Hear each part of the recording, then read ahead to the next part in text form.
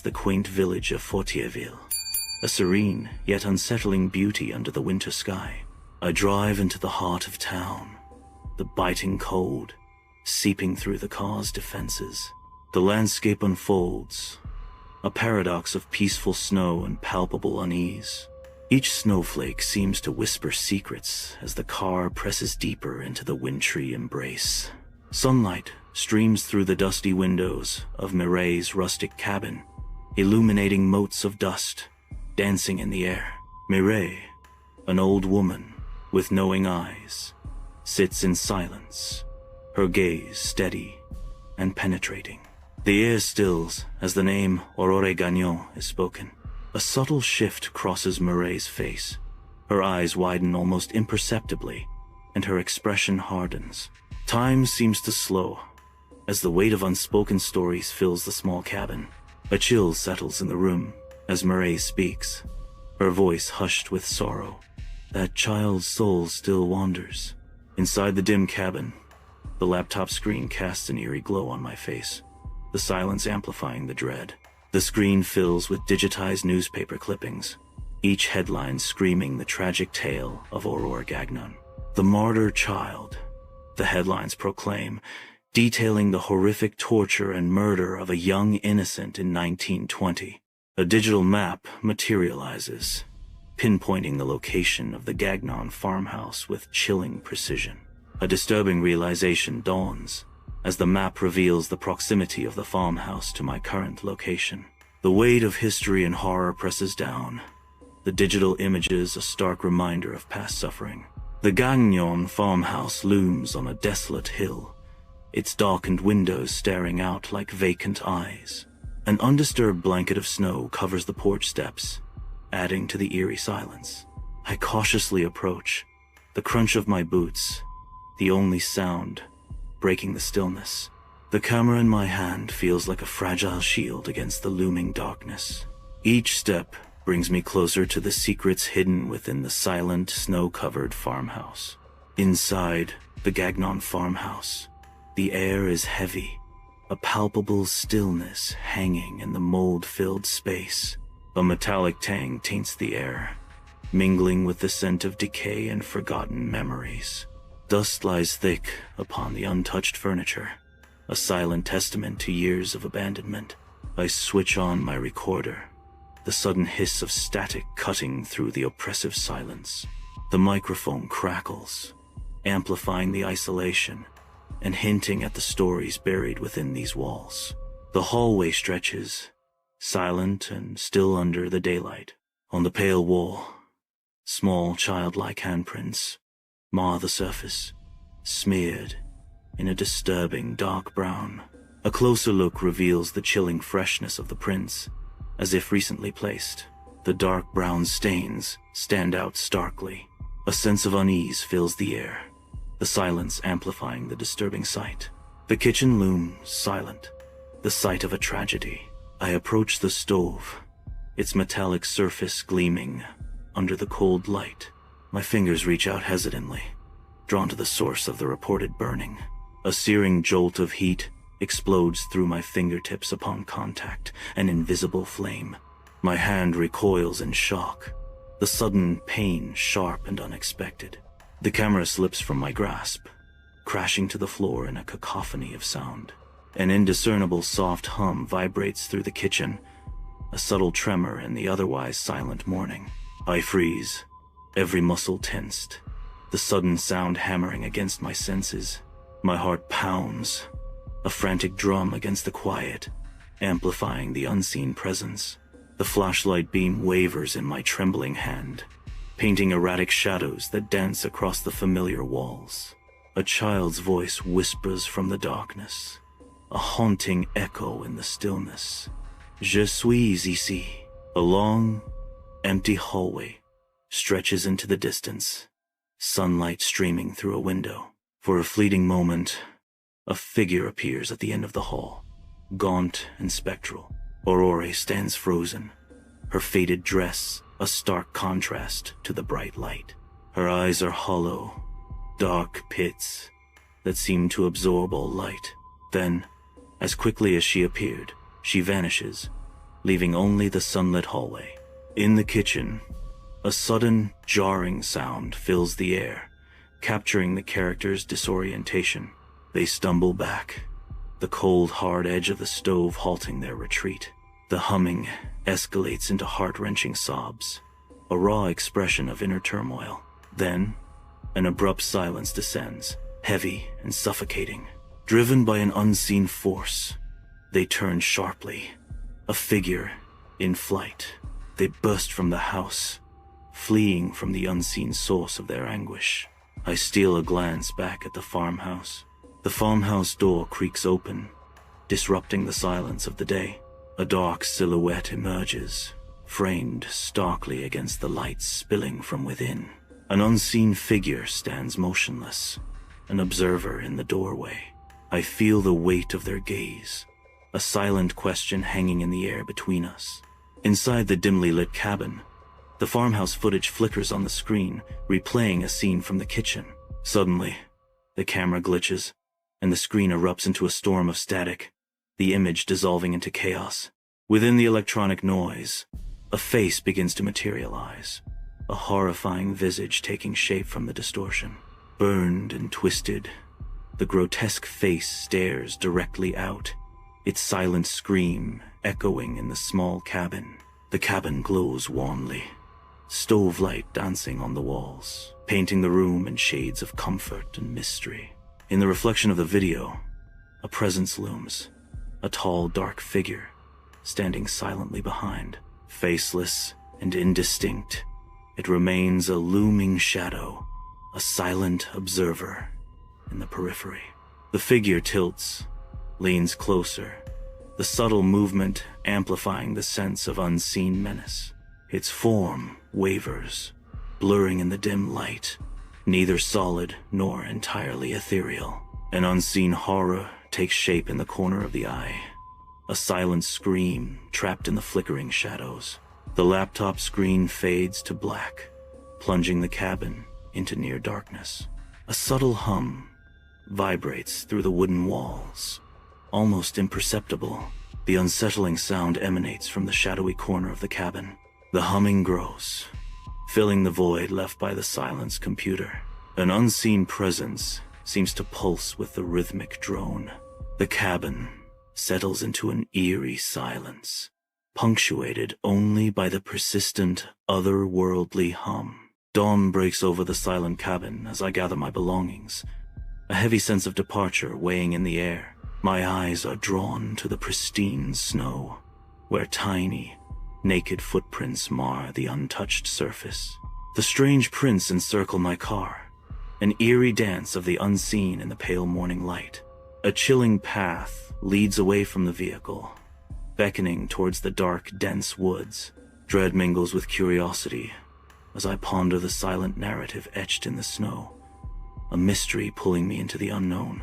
The first rays of dawn creep through the dense woods, casting long shadows and revealing a haunting scene. Footprints abruptly cease at the base of a gnarled, ancient tree, the silence broken only by the rustling leaves. Embedded in the earth, a crudely fashioned wooden cross stands as a grim testament. Carved deep into the tree's bark, the name Aurore Gagnon is a chilling revelation. Fresh blood glistens ominously, slowly trickling down the rough texture of the trunk, a stark symbol of tragedy. Dawn breaks, painting the woods in soft, ethereal light as the sun's first rays pierce through the dense canopy. A phone rings, its insistent sound shattering the morning stillness. An unknown number glows ominously on the screen. Hesitantly, I answer, a sense of foreboding creeping in as static crackles menacingly in my ear. A voice, cold and distant, echoes through the line. "You found me." The line goes dead, leaving a chilling silence in its wake. My phone, now lifeless, falls heavy in my hand, a dark omen in the heart of the awakening woods. Dawn breaks over the secluded cabin as the engine sputters to life. The car radio flickers on, static hissing through the speakers, an eerie prelude to the morning. Suddenly, A child's innocent laughter pierces the noise, filling the small space with unsettling joy.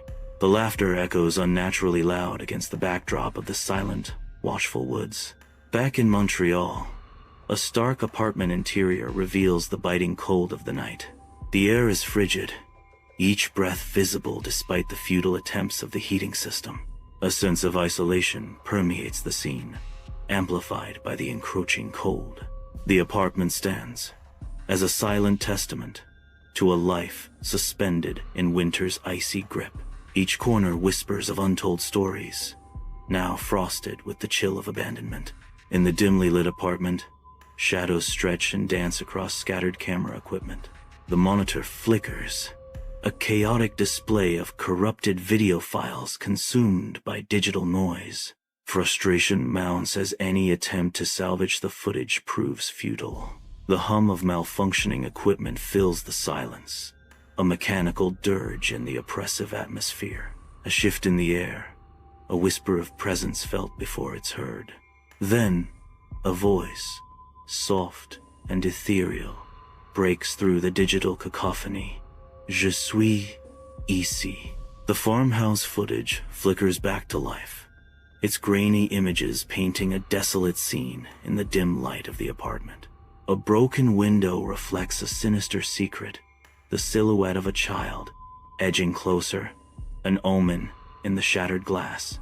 A tall, distorted shadow looms behind the child, its shape rippling, suggesting something unnatural and menacing. The reflection intensifies, the approaching figures, promising an imminent and terrifying revelation. I stare, transfixed, at the computer screen, its cold light reflecting in my wide eyes. The screen freezes, revealing her face, a horrifying visage of burns and blackened flesh. Her charred lips part, forming a chilling question that echoes in the silent room. Why did you leave me? Suddenly, the monitor explodes in a shower of sparks and shattered glass, plunging the room into darkness. The silence of the apartment is broken only by the echo of footsteps in the hallway. Bare feet pad softly against the cold wooden floor, each step measured and deliberate. The sound grows louder, closer, a creeping sense of unease settling in. The footsteps halt abruptly, the sudden stillness more jarring than the noise had been. A presence looms just behind, unseen but undeniably there, a silent question hanging in the air. I look down, a sudden chill running through me. Small, wet footprints mar the floor, an ominous trail in the dim light. Each step leads inexorably toward the shadowed doorway of my bedroom. The silent question hangs in the air. What awaits on the other side? Inside the apartment, a hand trembles, reaching for the phone as if it holds a terrible truth. Fingers, barely controlled, dial Mireille's number, the weight of untold fear pressing down. Mireille's chilling words echo through the line, a curse unveiled. She has chosen you. The curse of Aurore, a legacy of pain, now transferred to the one who dared disturb her eternal torment. The curse of Aurore passes only to those who disturb her pain. Bathed in sunlight, the room feels suspended in a golden stillness. As I look at Mireille, unspoken questions swirling in my eyes. How do I stop it? I ask, the words hanging in the air like the dust motes dancing in the sunbeams. Mireille's gaze is firm, offering a solution laced with ancient weight. Return what you took. My gaze drifts, caught by the cold, metallic gleam of the stove in the corner. A memory flickers, a rusted hairpin, a forgotten relic discovered amidst the mundane. The hairpin, a symbol of a past theft, and the key to ending the present nightmare. Back in the quiet cabin, every shadow seems to whisper secrets. My hand trembles slightly as I carefully place the hairpin back on the worn floorboards. It rests there, an innocent object, amidst the unspoken tensions of Fortierville. The dim light casts long shadows, deepening the mystery that clings to the little cabin. The temperature plummets, each breath frosting in the frigid air of the Gagnon farmhouse. Ancient walls groan under the assault of the cold, their timbers protesting against the encroaching winter. Shivering, I strain to hear, the silence amplifying the dread that settles deep within my bones. A haunting echo of the past whispers through the night. He made me burn. The chilling words hang in the air, a spectral accusation in the heart of the old house. In the dim hallway, Aurora stands silhouetted in the doorway, long shadows twisting her form into a grotesque shape. Her face, once beautiful, is now a horrifying mockery, the flesh sagging as if manipulated by unseen hands. Her eyes are dark, bottomless pits, reflecting no light, no humanity. With trembling hesitation, she reaches out a hand, her weakness palpable as a tremor courses through her arm. In the dim hallway, a tall shadow begins to crawl into existence behind Aurora, its form undefined and menacing. The shadow exudes an unnatural darkness, dripping like a viscous liquid into the fragile space. Aurora's eyes widen, reflecting pure terror as she looks towards an unseen presence. Her gaze conveys desperation, a silent plea trapped within the confines of the encroaching darkness. "He won't let me go," Aurora whispers, her voice a fragile thread against the backdrop of the looming shadow. A looming shadow lunges forward, unseen hands reaching from the darkness. The lights explode in a shower of sparks, casting the hallway into sudden, absolute darkness.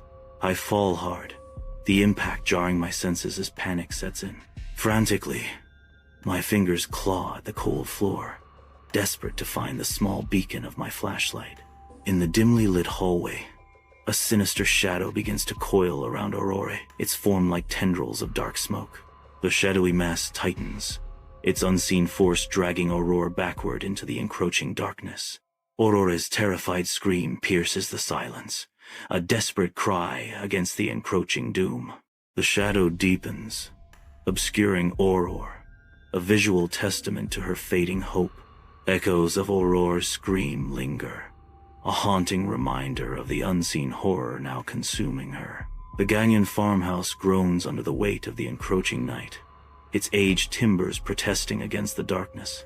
Inside, shadows waltz across the walls, their movements erratic in the flickering glow of a solitary kerosene lamp. Dust hangs heavy in the air, mingling with the scent of aged wood and forgotten memories. A violent tremor seizes the house, rattling its foundations and sending shivers through the ancient structure. The floorboards splinter and crack, tearing apart to reveal a horrifying, fiery glow emanating from the depths below. A desperate plea pierces the chaos as a voice cries out, "Let her rest, please." In the dim light of the farmhouse, a shadow shifts, turning slowly. A chilling whisper invades the mind, vibrating through bone and soul.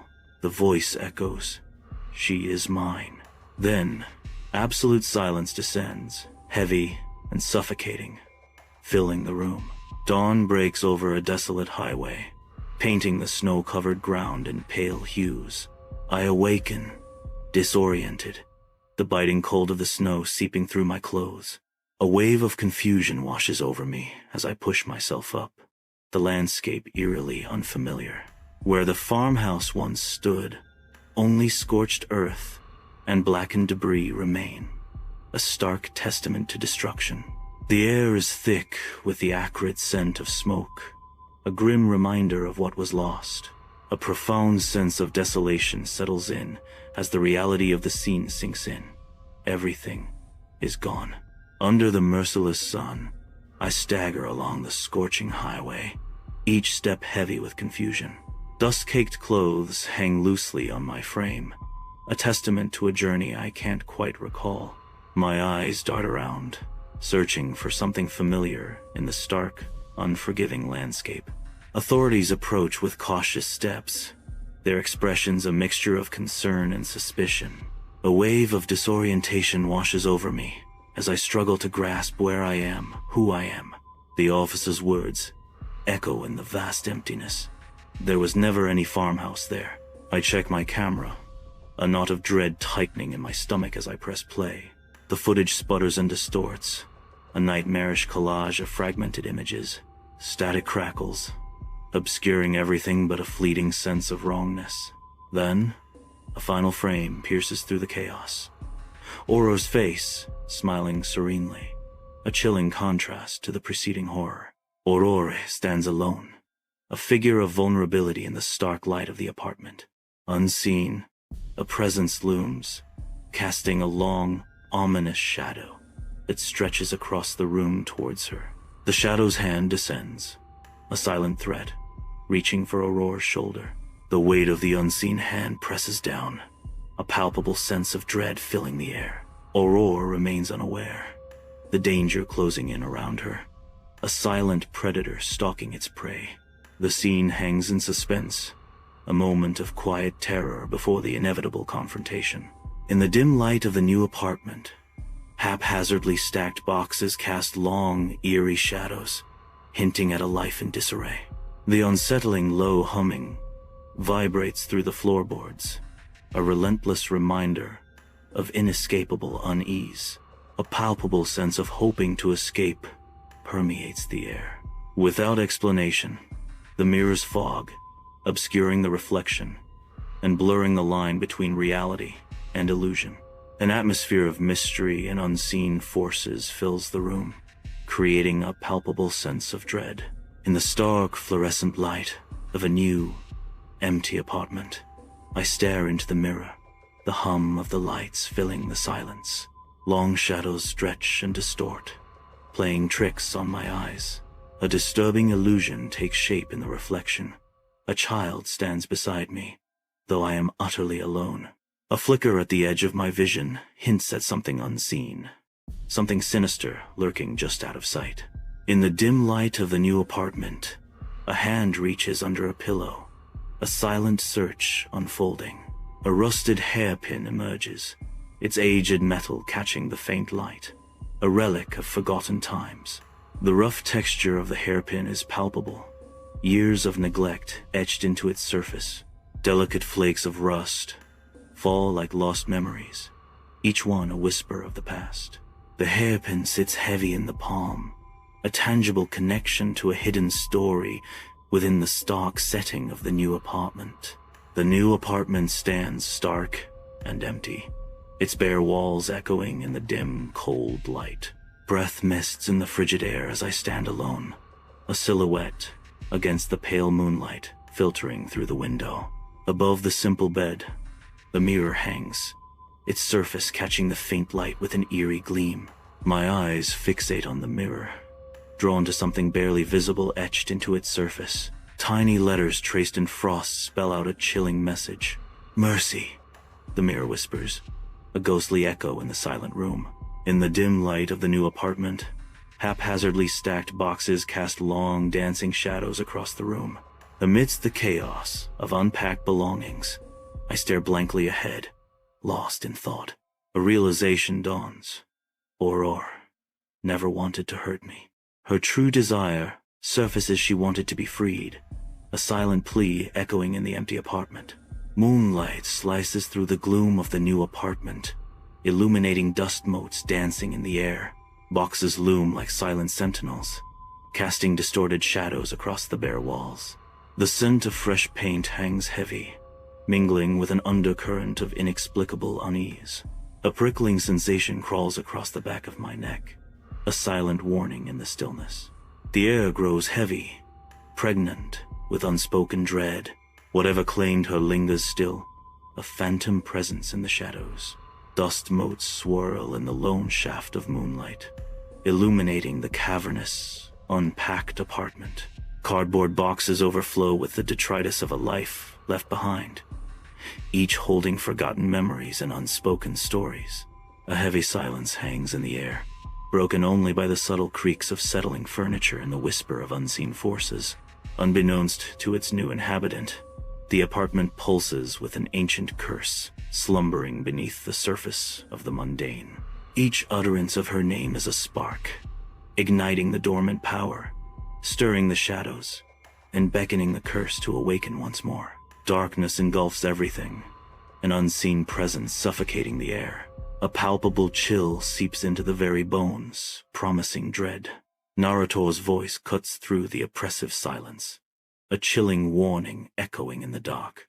So, if you ever visit Quebec, and someone tells you not to speak the name Aurore Gagnon, listen to them, because once she hears her name, she'll come looking for you too.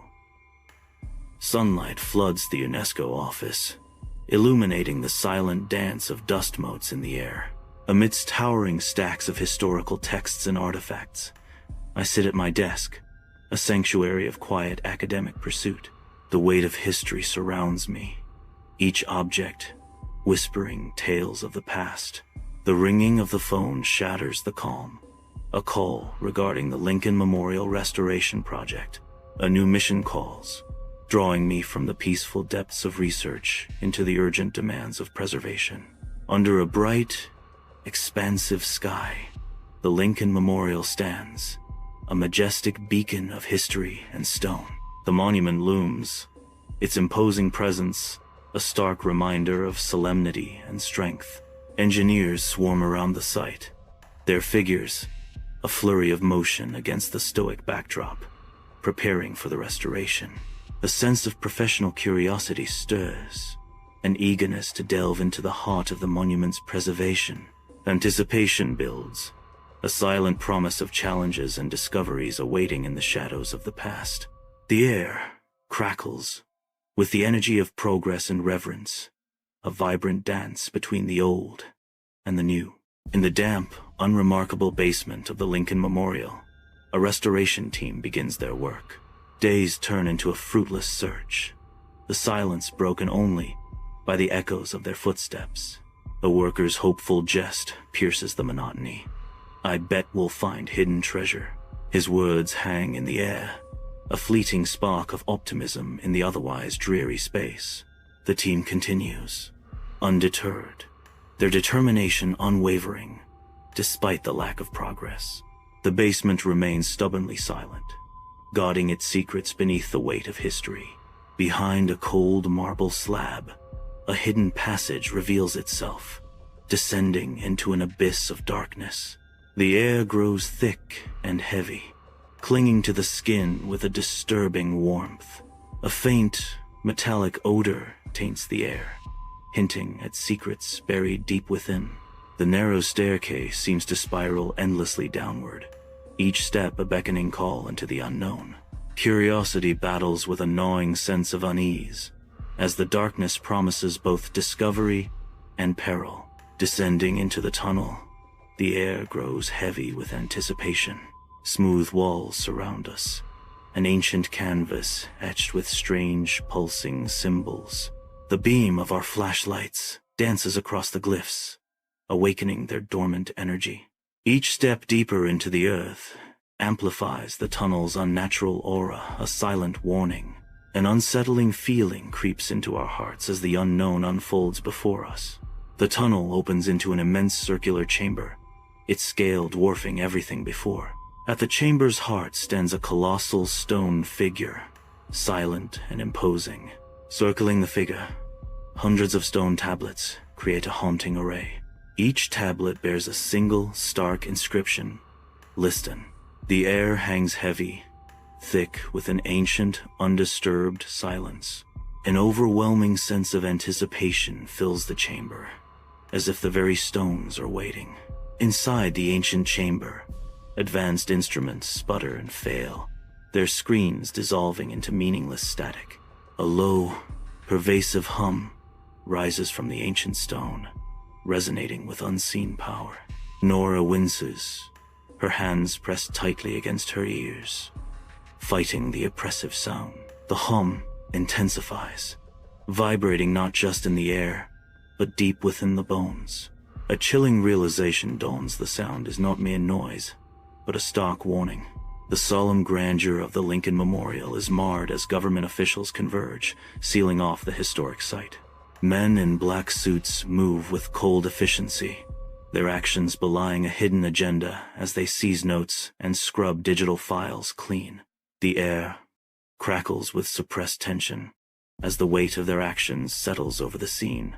One of the men in black leans in, his words a chilling warning whispered into the air.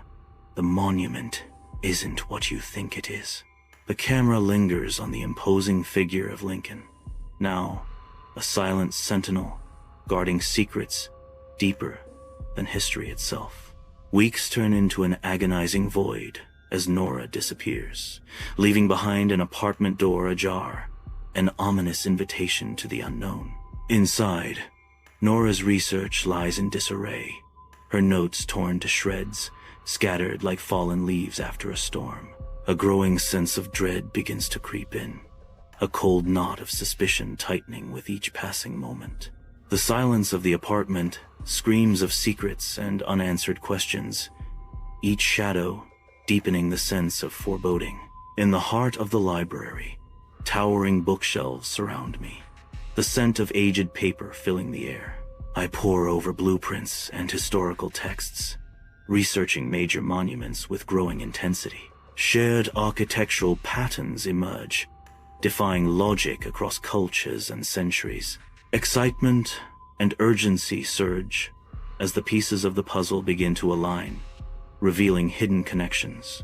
Within the encrypted archives, my fingers dance across the holographic interface, each touch a step deeper into the unknown. A sudden chill races down my spine as the words Project Echo surface from the depths of forgotten history.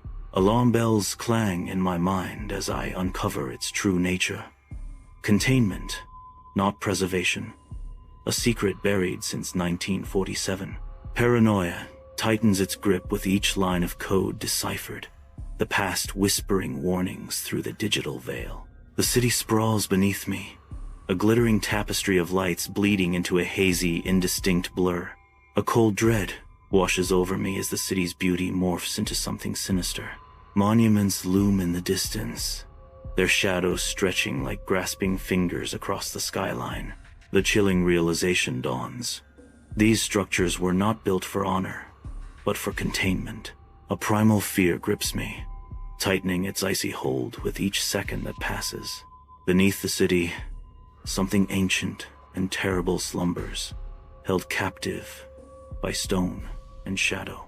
Beneath a false name, I arrive in Paris, a city veiled in secrets. The Eiffel Tower pierces the sky, a monument of both grandeur and looming threat. Its shadow stretches across the city, a silent sentinel watching my every move. Paranoia tightens its grip, the unsettling sensation of unseen eyes scrutinizing me. Every corner feels like a stage, every passerby a potential observer in this elaborate deception. Deep beneath the Eiffel Tower, a hidden world unfolds, the air thick with the scent of decay and forgotten secrets. The same eerie sigils, faintly glowing, mark the stone, whispering tales of a past shrouded in mystery. Dampness clings to the walls, each drop echoing in the oppressive silence of the catacombs. An unsettling discovery binds this place to another, stirring a sense of foreboding. Deep beneath the Eiffel Tower, within the catacombs, a low hum vibrates through the ancient stone. The hum intensifies, a slow, steady pulse resonating through the darkness. A hand reaches out, fingers tracing the cold, damp surface of the wall. The rough texture of the stone contrasts with the delicate touch, a connection forming between past and present. A voice echoes through the catacombs, a disembodied narration cutting through the silence. You built monuments to hide us, but your monuments cannot silence time, the voice proclaims, its words hanging in the air like a haunting prophecy. A scream rips through the opulent hotel room, the sound swallowed by the thick carpet and heavy drapes. I stumble backward, collapsing onto the floor, my heart a frantic drum against my ribs. The strange symbols vanish as quickly as they appeared, leaving me adrift in a sea of terror. In the dimly lit space, I desperately seek a rational explanation, clinging to the hope that it was all a nightmare. In the still of the Paris night, the mirror in the hotel room mysteriously fogs over. Across the misty surface, words begin to form, chillingly precise. Next, Kyoto. A creeping dread fills the silence as the message solidifies in the condensation. Across the glass, written in condensation, are the words, "Next, Kyoto." The narrator feels a heavy cloak of inevitability settling over them, cold and inescapable. "I feel a sense of inevitability and dread," the narrator whispers, the reflection in the mirror now a haunting premonition. Under the hum of fluorescent lights, the airplane ascends, leaving the glittering city shrinking below. Sleepless, I recline, the world outside fading into a dark abyss. My fingers trace the armrest, a futile attempt to ground myself as paranoia creeps in. I feel like I'm being drawn into something I can't control, I think, my words lost in the engine's roar. Arriving in Kyoto, a palpable exhaustion hangs in the air. The Fushimi Inari Shrine emerges through the mist, silent and serene. Thousands of crimson torii gates begin their winding ascent up the mountain. The path ahead disappears into the ethereal mist. A sense of mystery and ancient spirituality permeates the scene. The air is still, holding the promise of untold stories within the vermilion gates. Along the winding path at Fushimi Inari Shrine, I walk with Haruto, the local historian. The path meanders, each step bringing us deeper into the ancient woods. A weathered stone fox statue stands sentinel, its gaze fixed on some unseen point in the distance. The air hangs heavy with moisture, thick and suffocating. An oppressive atmosphere settles, a palpable weight in the humid air. Each breath feels like a burden as the shrine's secrets close in around us. Deep beneath Kyoto, a hidden world of tunnels stretches into darkness. Haruto unveils blueprints, revealing an underground structure lurking beneath the ancient shrine. The intricate lines and forbidden angles of the plan provoke a rising unease. Haruto's voice drops, laden with disbelief and concern. This tunnel shouldn't exist. Anxiety tightens its grip, the weight of the unknown pressing down from the earth above. In the depths of Kyoto, a sealed passage lies hidden beneath the lowest chamber, its entrance marred with cryptic red glyphs. The air hangs heavy, thick with an ancient stillness that chokes the lungs. An oppressive atmosphere fills the narrow passage. Each breath becomes a struggle, the suffocating air tightening around my chest like an invisible vice. The sealed passage beckons, promising untold secrets veiled in an atmosphere of palpable dread. The stone gives way, revealing a vast cavern hidden deep beneath Kyoto. A monolith of black stone dominates the cavern's center, its surface pulsing with an ominous red light. Etched into the monolith, a single word glows with malevolent energy: remember. The cavern air crackles with unseen power, the monolith a silent sentinel of forgotten truths. Inside the vast cavern, an unseen force beckons, drawing me deeper into its heart. My hand trembles as I reach out, the cavern surface vibrating with an unknown energy. Beneath my palm, the stone pulses with visions and thoughts that are not my own. Flashes of strange images flood my mind, an overwhelming torrent of the unknown. I struggle to maintain my sense of self as the cavern whispers its alien secrets. I stand within the vast cavern, its scale dwarfing my presence. Rough-hewn stone walls rise into shadow, their surfaces hinting at untold ages. I see the birth of the monuments, the narrator begins, voice echoing. Not as memorials, but as locks. The voice continues, the cavern amplifying each word. The narrator's voice resonates with grim purpose. They were built to imprison something vast and formless. The cavern holds its breath as the narrator concludes. The keepers of stone traded their lives for silence. The vast cavern echoes with an unsettling dampness, its immensity pressing in from all sides. A disembodied voice invades the mind, its insistence growing with each reverberation. The voice echoes. You built cages to forget. You buried gods beneath stone, but we never slept. Haruto's anguished cry shatters the cavern silence. Ah, deep within the vast cavern, the ground begins to tremble with violent force, setting the stage for unforeseen events.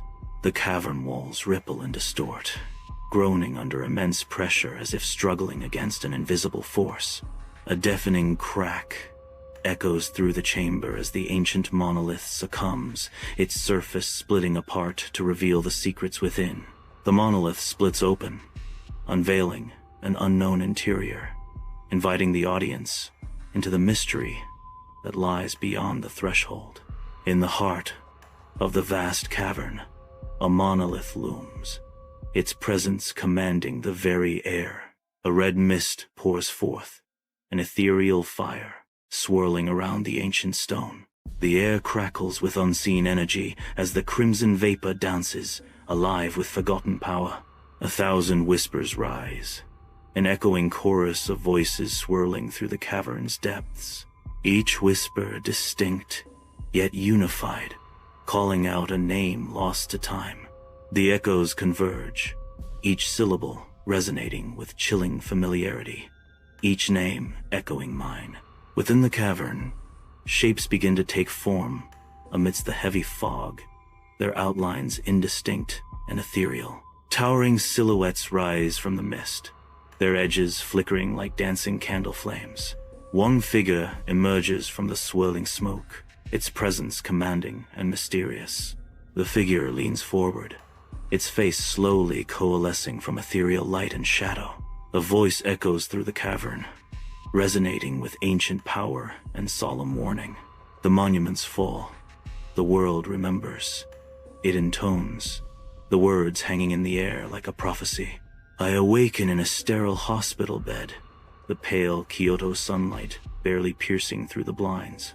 A sharp jolt of pain explodes in my head as I attempt to sit up, disoriented and weak. Grim-faced Japanese authorities stand at the foot of the bed, their presence heavy with unspoken dread. We found you unconscious near the shrine gates, one of the authorities declares, his voice devoid of warmth. The air thickens with foreboding as another authority coldly states, Haruto is gone. The tunnel is sealed by a landslide. A chilling realization dawns within me. A silent scream trapped in my throat. I know they're lying. Back in my Washington, D.C. apartment, a digital dread begins to seep into my life. The first encrypted email arrives, an ominous harbinger in the dead of night.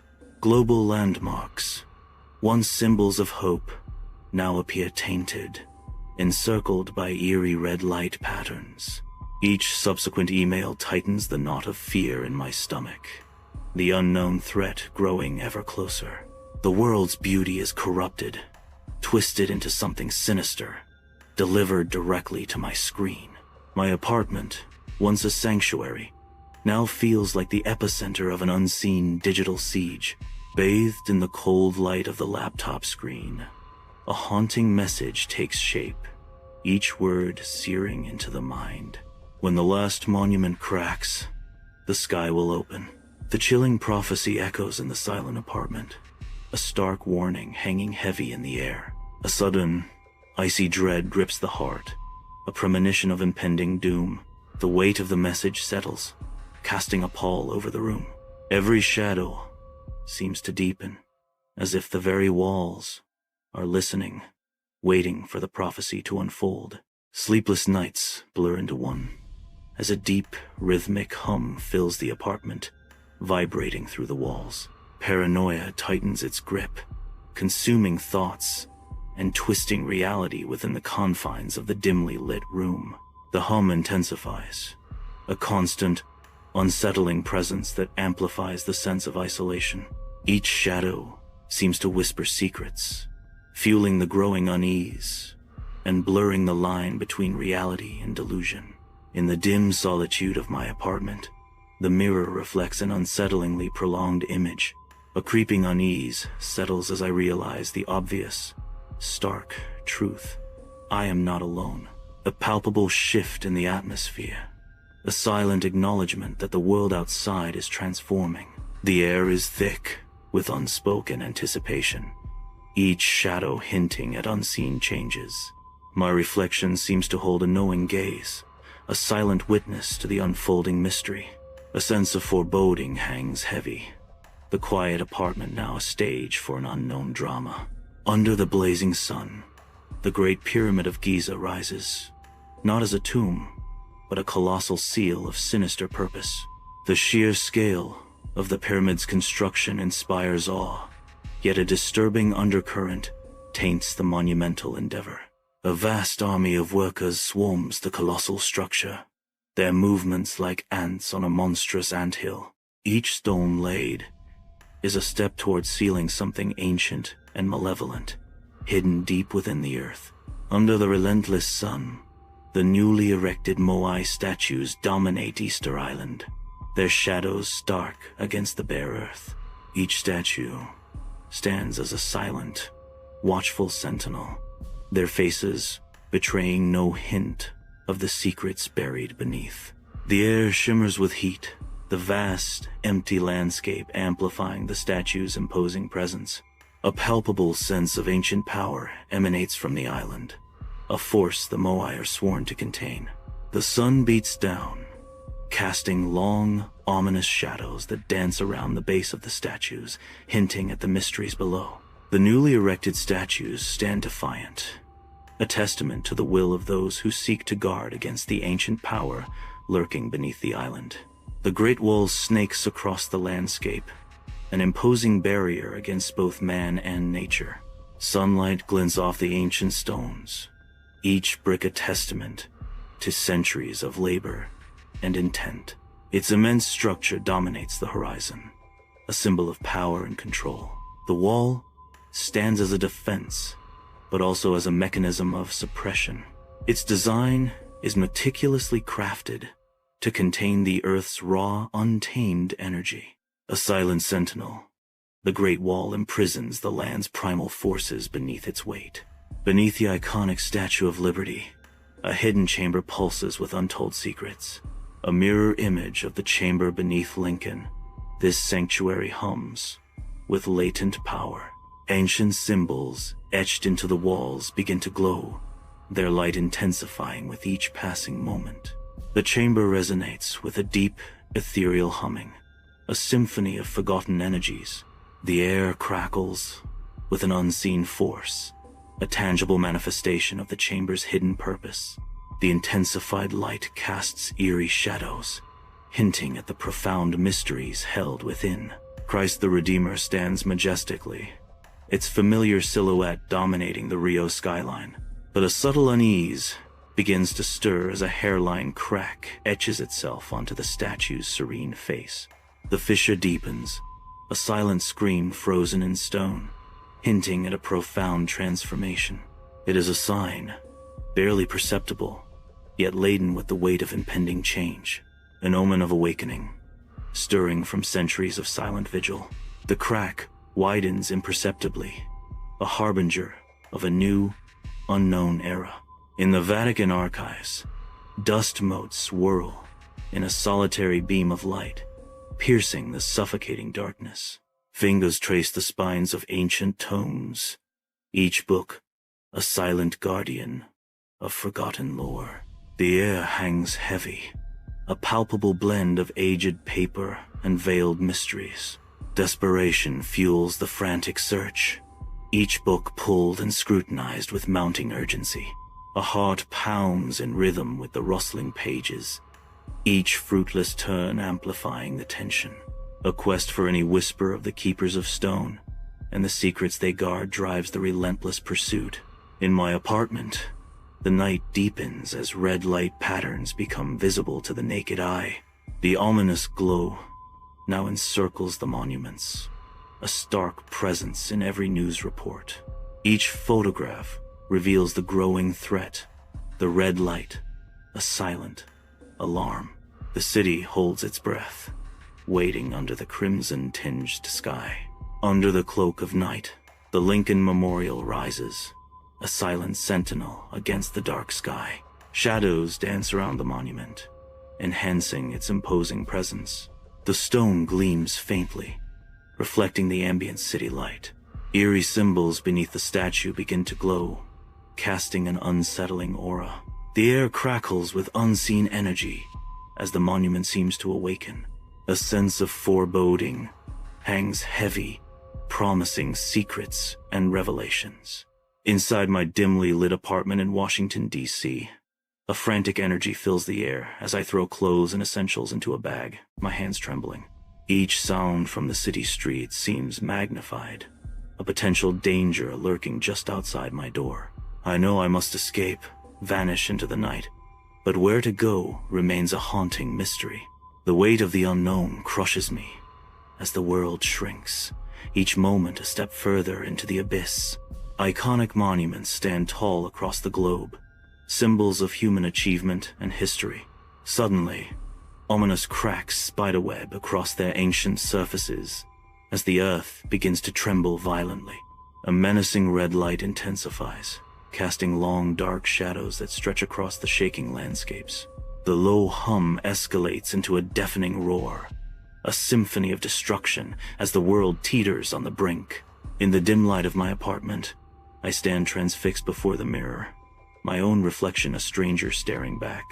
The glass distorts my features, twisting my face into a mask of fear and uncertainty. A low hum fills the room, a constant drone that vibrates through the floor and up into my bones. Each breath feels heavy, each heartbeat a drumbeat counting down to an unknown doom. The end is near, a silent promise whispered in the shadows, clinging to the edges of my vision. Under the cloak of night, the sky above Washington, D.C., begins to fracture, a sinister red light seeping through the cracks. The stoic monuments, silent witnesses of history, now tremble with an unseen, ominous energy. An ancient, forgotten power stirs, awakening memories buried deep within the world's core.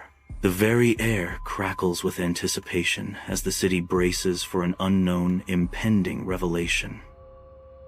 Under an endless sky, the Mongolian steppe unfolds, its vastness swallowing the horizon. A small archaeological team arrives, an intrusion upon the ancient, windswept land.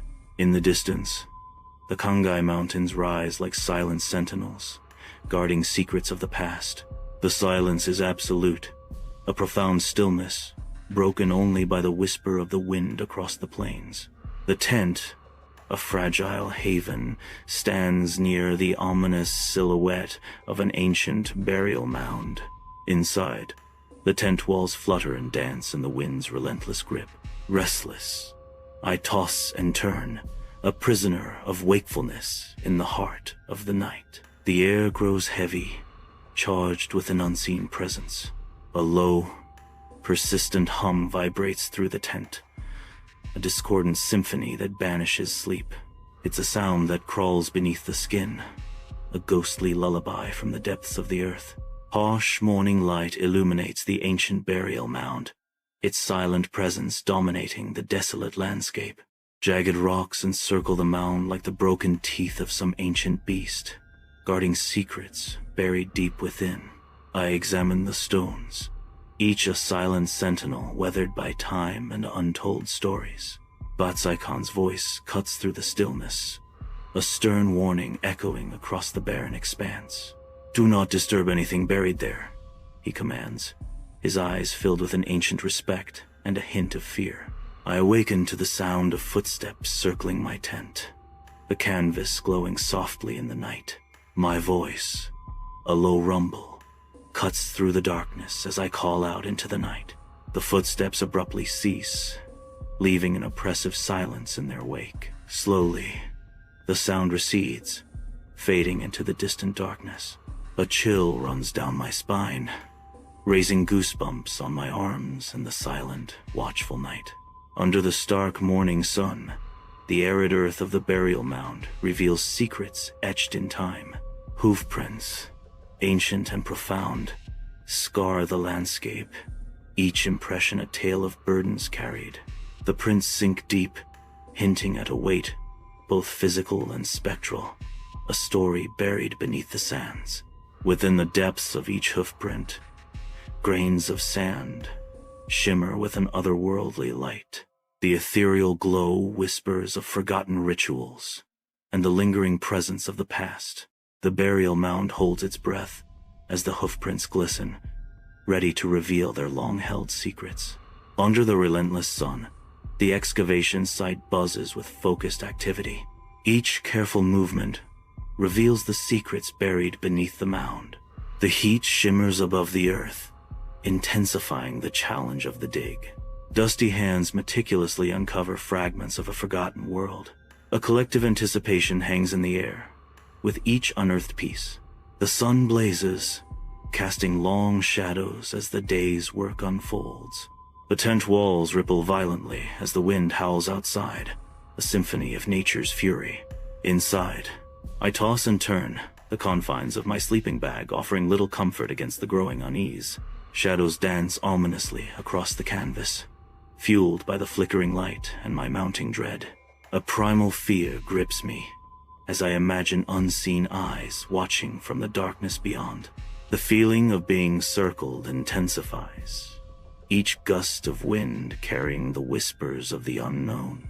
My heart pounds in my chest, a frantic drumbeat against the backdrop of the night's chilling symphony.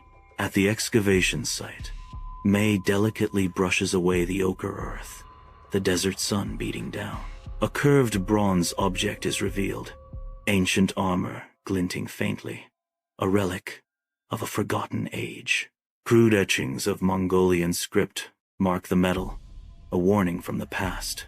The ancient inscription speaks, "To disturb the soul of the wandering king is to summon the storm of his wrath." A palpable sense of foreboding hangs in the air as the desert wind whispers around the unearthed armor. Under the cloak of night, Batsai-Khan spits, his face a canvas of raw, primal fear. He recoils from the ancient armor as if scorched, muttering a dark litany of curses and spirits. His words paint a vivid horror of those who would summon what sleeps. Without a word, without a backward glance into the lamplight, he vanishes into the impenetrable darkness. Under a harsh, coppery sky, an unsettling stillness blankets the steppe. The horses shift nervously, their wide eyes reflecting an unseen dread. An oppressive silence descends as the air grows heavy with unspoken threat. A knot of unease tightens in the stomach, a primal warning against the encroaching danger. Inside the tent, the canvas glows with a soft, ethereal light, casting long, dancing shadows as I check my gear. May, huddled deep within her sleeping bag, whispers, I hear chanting in the wind. Dismissing her fears, I reassure. It's just the echo of the mountains. A sudden, chilling realization dawns on my face. Wait, a deep, guttural chanting grows louder, seemingly closing in. The tent zipper splits open, slicing through the quiet night.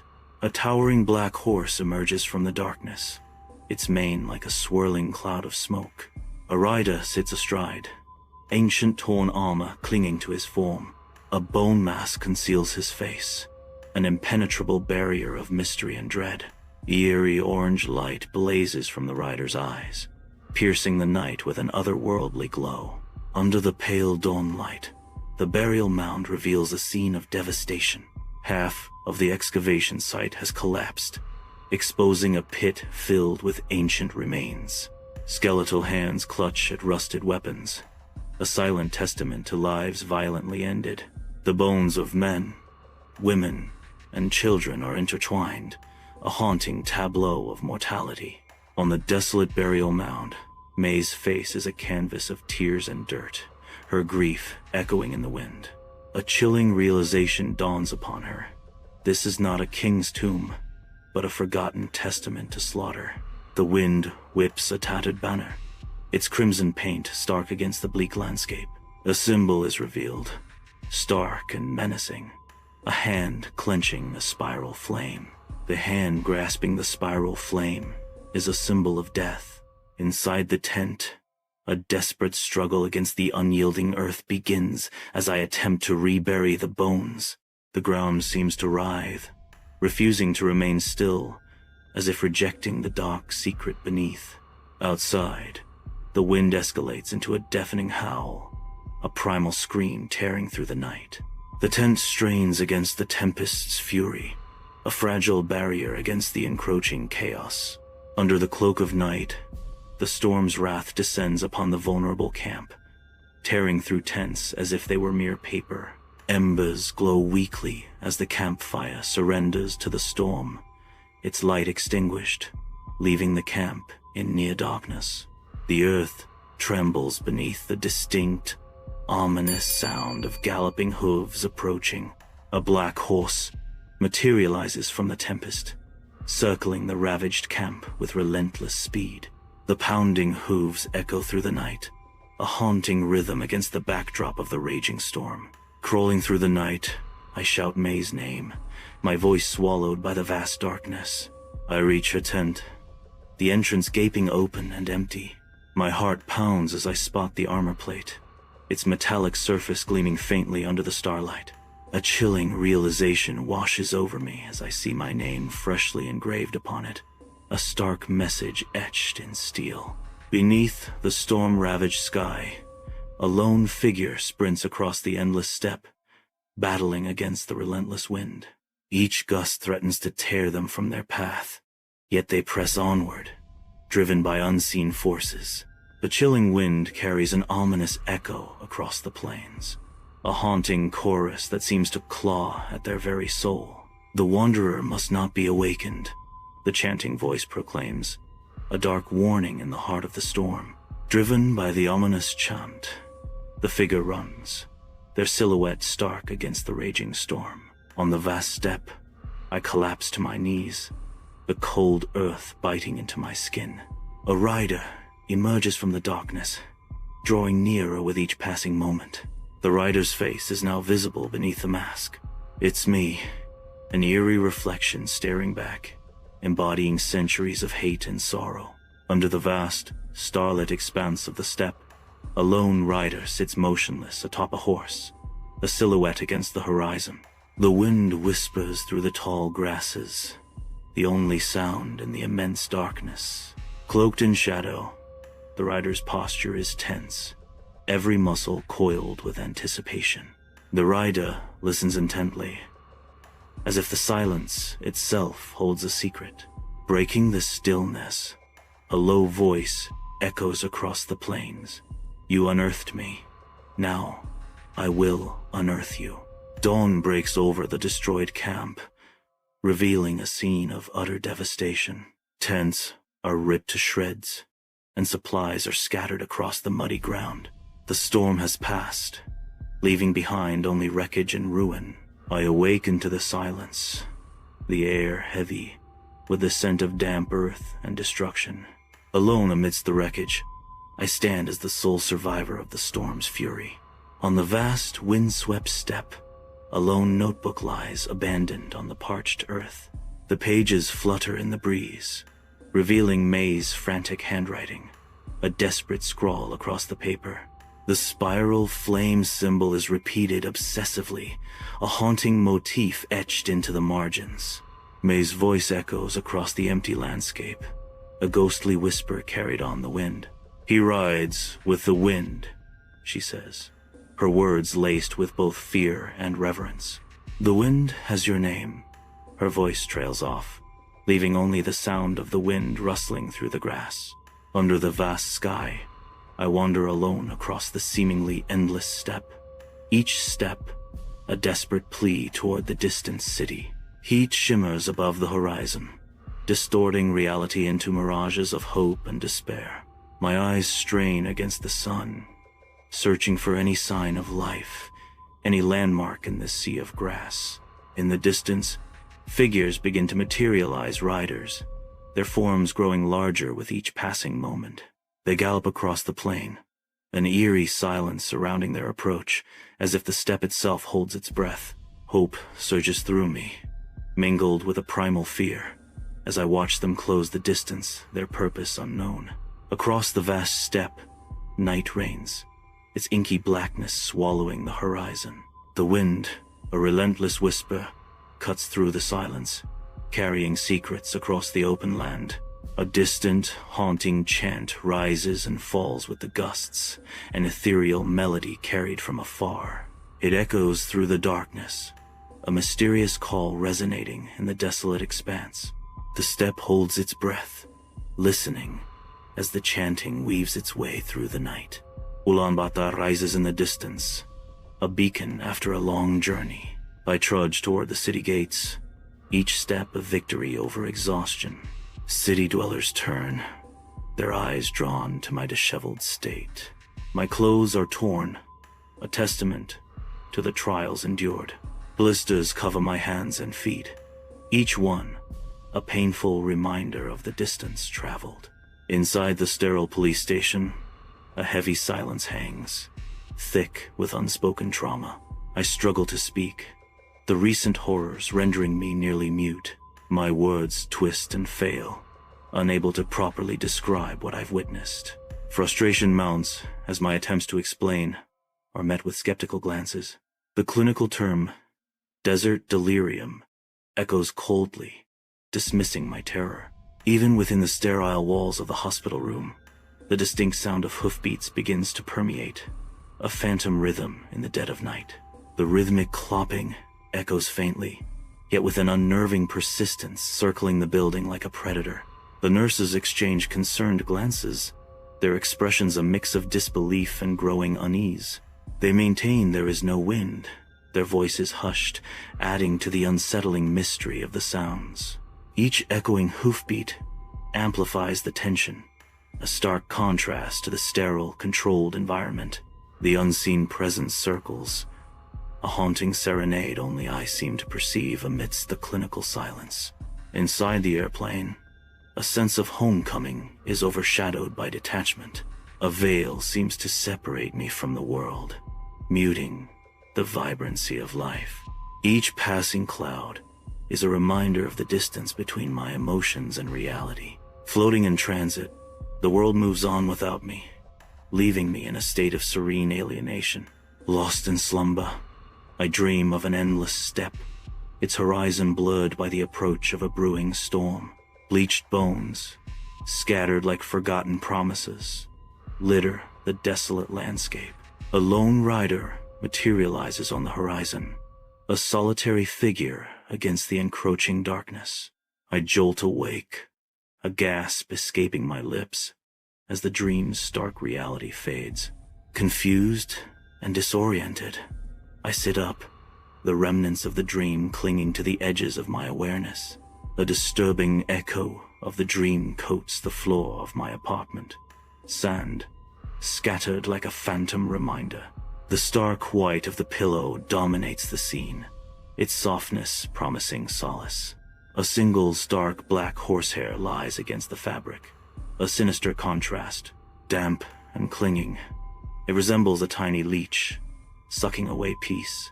The dark strand mars the pristine surface, an omen in the quiet room. Dim light casts long, eerie shadows across the room, each corner concealing unseen horrors.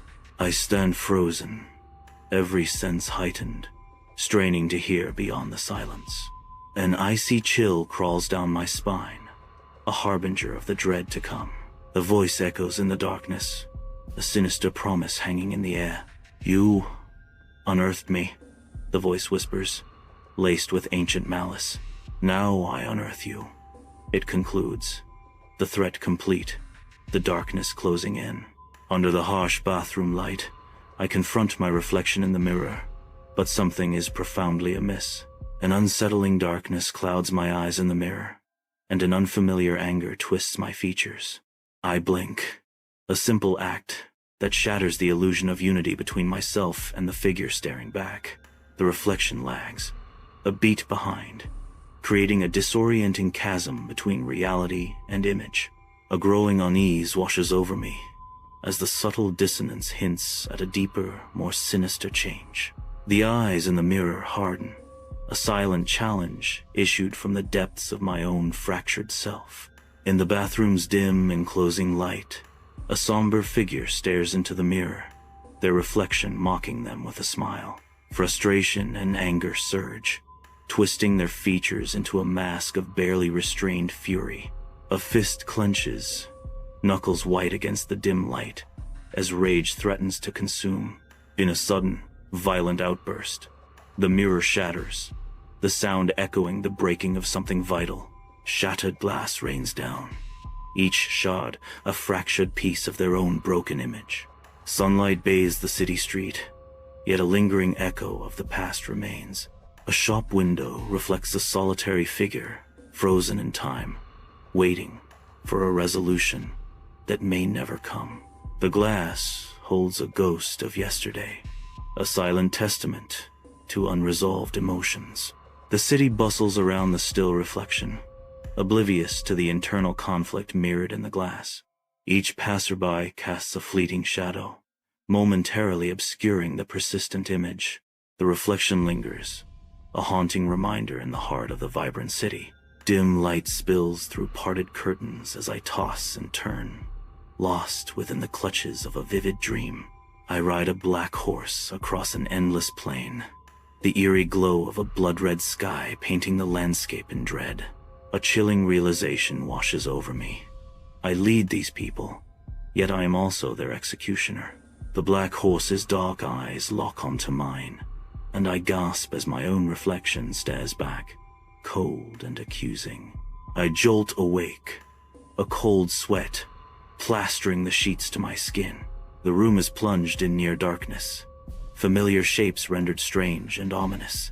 My heart pounds against my ribs, a frantic drum against the silence. A faint, unsettling sound drifts in from the night, the rhythmic echo of hoofbeats. The phantom rhythm pulses in my ears, a haunting cadence in the stillness. I strain to hear, to discern if it's real or a figment of my fear-soaked mind. Sunlight floods my apartment, each dust mote illuminated in the golden rays. At my worn kitchen table, scarred with memories, a plain envelope rests in my trembling hands. It's postmarked from Mongolia, devoid of any return address, its mystery a heavy weight. My heart hammers against my ribs as I turn the letter over and over, anticipation building with each rotation. A single word echoes in my mind, a whisper from the unknown. Sula. An envelope rests on a worn table, holding secrets within. Inside, a stark contrast. Coarse sand whispers tales of distant shores, grains of sand, each a tiny fragment of a forgotten world. Glimmering faintly, a fragment of bronze catches the light. The bronze shard mirrors the color and curve of ancient armor, a silent echo of battles long past, held in a small, metallic relic. Darkness descends as the wind howls outside, fingers of cold air seeping into the apartment. The wind surges, an invisible force that dances and swirls within the confined space. Shadows lengthen and twist as the unseen gale whips around, a ghostly presence felt more than seen. The air crackles with an unnatural energy, a tangible shift in the atmosphere. The lights flicker, casting fleeting glimpses of a reality on the verge of unraveling. A storm rages both inside and outside, blurring the line between the physical and the ethereal. In the black mirror of the TV screen, my reflection begins to stir, leaning forward with a life of its own. A guttural chant echoes within the confines of my skull, a dark symphony only I can hear. The unseen presence grows stronger, the chant a dire warning. A voice booms in my head.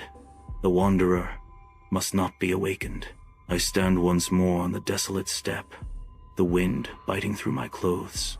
Above, the sky writhes in turmoil, a canvas of blood-red and ominous black. Before me, the ancient burial mound gapes open, its secrets exposed to the night. A chilling breeze whispers from the depths of the mound, carrying the scent of forgotten ages. The air crackles with an unseen energy, a palpable sense of dread settling over the scene. The steppe stretches endlessly, a silent witness to the unfolding mystery before me. Under the cold, watchful eye of the moon, the lone rider emerges from the vast, silent steppe. His imposing black horse, a shadow against the pale landscape, shifts restlessly as the rider prepares to dismount. With a fluid grace, the rider descends, his movements betraying a life lived in harsh lands. The soft crunch of boots on dry earth breaks the stillness as he advances, a figure cloaked in moonlight and mystery. He approaches, his silhouette growing larger, a silent promise hanging in the air. A hand, weathered and strong, reaches out, a touch that stills the night as it lands upon my chest. Under an endless, star-strewn sky, the steppe whispers secrets through the swaying grasses. A lone rider, cloaked against the biting wind, surveys the desolate expanse from atop a restless horse. The rider shifts, weathered hands firm on the reins, as if listening to the ancient voices of the plains. A solemn declaration echoes in the night, a promise carried on the wind. You took my name from the wind. The rider's eyes glint with cold resolve, a final, haunting pronouncement. Now, the wind takes yours. Under the immense, cold sky, the steppe extends into the infinite distance, an unforgiving landscape under the cover of night. The air thins, each breath a struggle, as it's forcibly drawn from the lungs, vision blurring. A sense of profound dread permeates the air. This is more than a simple murder. A realization dawns, chilling to the bone. It is not life being taken, but a place being stolen. The steppe watches on, an indifferent witness to the horrifying exchange unfolding under its silent gaze. I awaken in a desert landscape that feels disturbingly unreal. The sand shimmers with an unnatural, oppressive heat, distorting the horizon. In the distance, a figure kneels, struggling for breath, another version of myself. The double of myself gasps, mirroring my own disorientation and dread in this bizarre expanse. The air crackles with an unseen energy, heightening the surreal and isolating experience. Under an alien sky, the desert stretches, vast and barren, to the horizon. A chilling truth dawns as I piece together the horrifying modus operandi. The nomad spirit's cruel purpose begins to unfold. I understand that the nomad spirit doesn't just kill. A revelation echoes in the stillness. It transfers, moving from soul to soul. A terrifying understanding settles in. In the quiet stillness of my apartment, my body sits upright, untouched by the passage of time. A sense of undisturbed peace lingers in the air, contrasting with the unsettling truth of my absence. Dust motes dance in the sunlit room, each grain a silent testament to the weeks that have slipped away unnoticed. The apartment stands as a serene stage, unaware of the mystery it holds within its walls. An eerie calm pervades, a haunting portrait of a life suspended in time.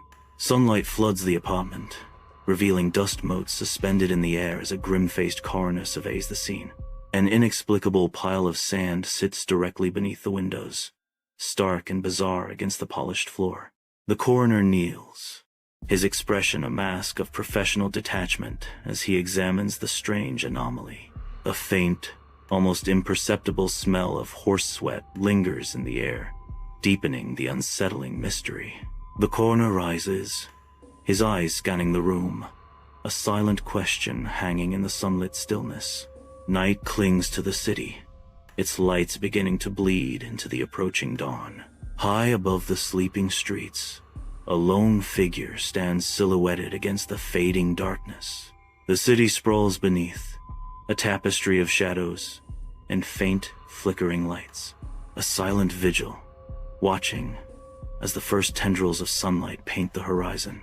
The air is still, the only sound, the distant hum of a city slowly awakening. A solitary observer, witnessing the transition from night's secrets to the revealing light of day. In the deep of night, an unknown location holds secrets and shadows. A silent vigil continues an unseen observer ever present, waiting, watching, each breath held, each moment suspended, for the wind's whispered guidance. The next name hangs in the balance, carried on the wind. An unseen dread permeates the air, heavy and suffocating. Shadows twist in the corners, turning the familiar into monstrous shapes. Silence reigns, broken only by the faint, ominous drip of water. Each drop echoes like a death knell, marking the passage of unseen horrors. A haunting voice echoes through the darkness. The curse never dies, it only rides on. A seemingly endless expanse of snow blankets, rural Hokkaido, the stark white landscape stretching to the horizon. A lone car navigates a winding road, its path cutting through the pristine, untouched snow. The camera, mounted inside the vehicle, captures the desolate yet breathtaking beauty of the winter scenery. The car presses on, a small speck against the overwhelming backdrop of snow-covered fields and distant mountains. The vastness of Hokkaido unfolds, an isolated world of snow and silence. I had lived in Japan for 7 years, chasing forgotten legends, but nothing could have prepared me for Hokkaido. Narration whispers, setting the stage for an untold story. The ancient Monenji Temple stands in silent majesty, its weathered facade a testament to centuries of devotion. A serene winter sky casts long shadows, enhancing the temple's solemn presence. Hiroshi, an old monk with eyes that hold 1,000 stories, emerges from the temple's entrance. His movements are slow but deliberate, each step measured with grace and reverence. With a gentle bow, Hiroshi offers a respectful greeting, his peaceful aura filling the air. The temple bells chime softly, their resonant sound echoing through the tranquil surroundings. Inside Monenji Temple, the heavy scent of incense hangs in the air, mingling with the ancient scent of old wood. Hiroshi leads the way, his form a silhouette against the dim light struggling to pierce the gloom. His breath mists slightly in the cool air as he speaks, his voice hushed with reverence. The silence deepens as Hiroshi shares an ancient, somber truth. Her hair grows with her soul's sorrow, he whispers, the words echoing softly in the temple's depths. Inside Monenji Temple, I stand before a glass case, my gaze fixed on the relic within. Okiku's doll rests silently, a small figure in a faded red kimono, its long black hair a stark contrast. A palpable sense of unease washes over me, the unnerving feeling of unseen eyes. The doll's silent presence seems to pierce the quiet, stirring a disquieting chill. Inside Monenji Temple, a serene stillness hangs in the air, broken only by the soft click of the camera. The camera sputters unexpectedly as I try to capture the doll's image, error messages flashing across the screen. Through the viewfinder, the doll's porcelain face seems to flicker, a subtle shift in its expression. A chilling realization dawns as its lips appear to move, ever so slightly. The serene stillness is replaced by an unsettling tension, the doll's subtle animation, a haunting mystery. Inside Monenji Temple, the air is heavy with incense, a sanctuary of unspoken rules. Hiroshi gently stops me, his hand a light restraint on my arm as I raise my camera. His eyes reflect a deep reverence, a silent plea to respect the unseen. "She doesn't like that," Hiroshi whispers, his voice barely audible above the temple's quiet hum. The weight of his words hangs in the air, a caution against disturbing the peace. He warns, his expression grave, a solemn reminder of the temple's sacred boundaries. Snow falls heavily, a silent curtain enveloping the guest house in a thick white embrace.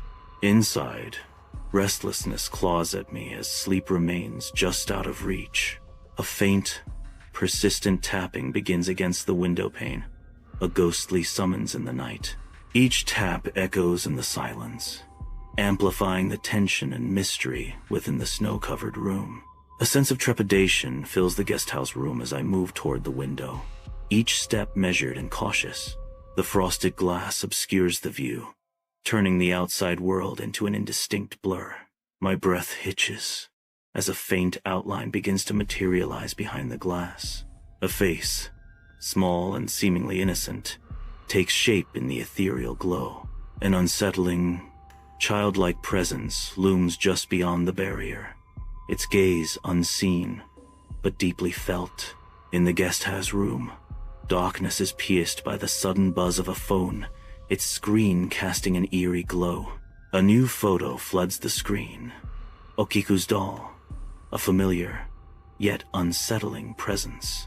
A chilling transformation, her hair now cascades down her porcelain shoulders, a dark and flowing river.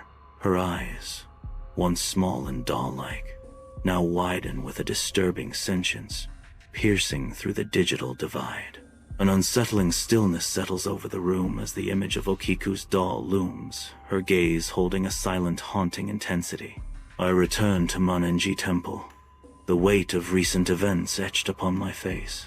Hiroshi gestures towards a weathered wooden box, its surface worn smooth by time and countless secrets.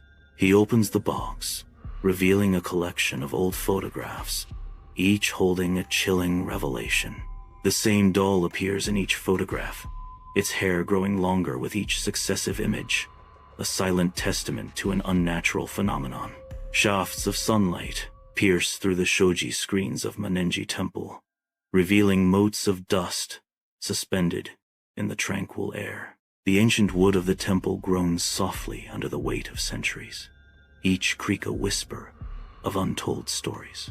Hiroshi stands in solemn stillness, his figure a stark silhouette against the luminous backdrop. His voice echoes in the sacred space, laden with reverence and warning. She grows because she remembers. Every visitor who disrespects her becomes part of her memory, Hiroshi says. The setting sun paints the sky in hues of fire as I turn back towards Monenji Temple. Long shadows stretch and twist like spectral arms, reaching from the temple grounds. Through the temple's open doors, Okiku's doll stands silently within her display case. Her porcelain face, serene and still, seems to glow faintly in the twilight. An unsettling shift. Her head is turned, an almost imperceptible movement.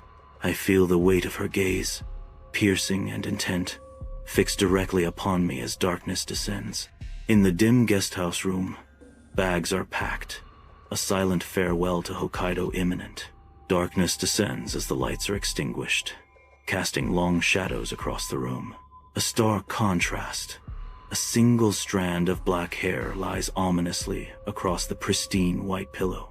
The lone hair whispers of secrets and lingering presences, a haunting reminder in the quiet room. In the guesthouse room, the neatly arranged sheets hint at a deceptive calm. A hand hesitates, then pulls back the covers, revealing a horrifying secret woven into the fabric.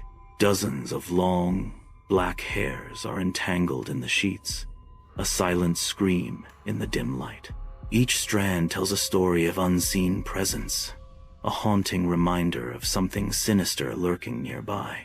A wave of dread washes over the room, the hairs a stark symbol of violation and impending doom. The guesthouse room is steeped in shadow, the only light emanating from the cold glow of a phone screen. On the screen, a new photo materializes, an unsettling overhead view of the bed. A creeping dread fills the air as a small, almost imperceptible figure lurks in the corner of the frame.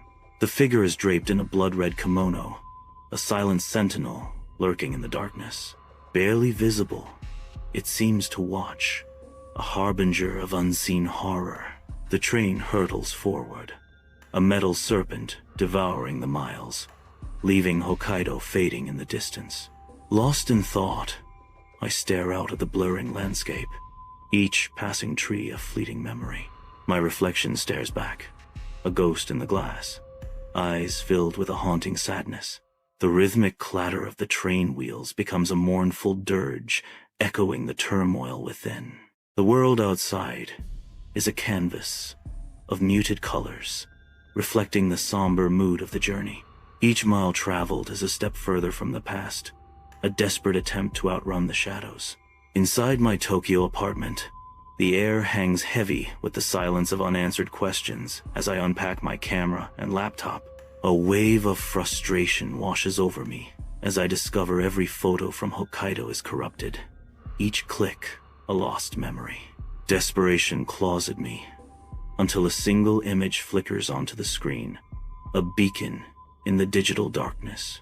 The last picture of the doll, its haunting gaze piercing the corrupted void, remains untouched, a chilling clue amidst the chaos. Bathed in the screen's cold light, I fix my gaze on the haunting image. My finger trembles over the delete button, a moment of hesitation before the plunge. A fleeting victory turns to chilling dread as the deleted photo reappears, defiant and mocking. A new file name etches itself into my memory. Okiku_remembers_u.jpg. Inside the dimly lit Tokyo apartment, a lone light bulb flickers, casting long dancing shadows that stretch and contort across the walls. A sudden chill permeates the air, raising goosebumps on exposed skin and hinting at an unseen presence. The silence is broken by a faint, unsettling brushing noise, its source hidden within the confines of the bedroom. Anxiety tightens its grip as the shadows seem to deepen, twisting familiar shapes into menacing forms. Each creak and whisper of the old building amplifies the growing unease, turning the simple apartment into a stage for unseen terrors. The bedroom door creaks open, breaking the silence of the Tokyo night. Strands of dark hair, stark against the aged wood, coil on the floor like restless serpents. The sight is a silent scream, a haunting tableau in the dimly lit room. Each strand tells a story of unspoken sorrow and shattered dreams. The quiet apartment holds its breath, heavy with unanswered questions and lingering despair. In the dim solitude of a Tokyo apartment, I stare, transfixed, at my own hands. A disturbing sight unfolds as thin, black hairs twist and coil around my fingers. The hairs sprout directly from my skin, a grotesque and unsettling transformation. Horror and disbelief flood my senses as I confront this bizarre and inexplicable mutation. Bathed in the electric glow of Tokyo's neon signs, my back is to the room, an unseen presence drawing near. Streaks of vibrant color paint the window, reflecting off unseen surfaces as the city hums with a silent energy. The air thickens with unspoken tension, a sense of anticipation hanging heavy in the small apartment. A hushed accusation pierces the stillness. You took my picture. The neon reflections flicker, mirroring the uncertainty and vulnerability in the charged atmosphere. Heart pounding, I turn in the unnerving silence of the Tokyo apartment. In the corner, a doll stands motionless, her presence a chilling intrusion. Her eyes are dark and endless, pools of ink reflecting no light, drawing me into an abyss.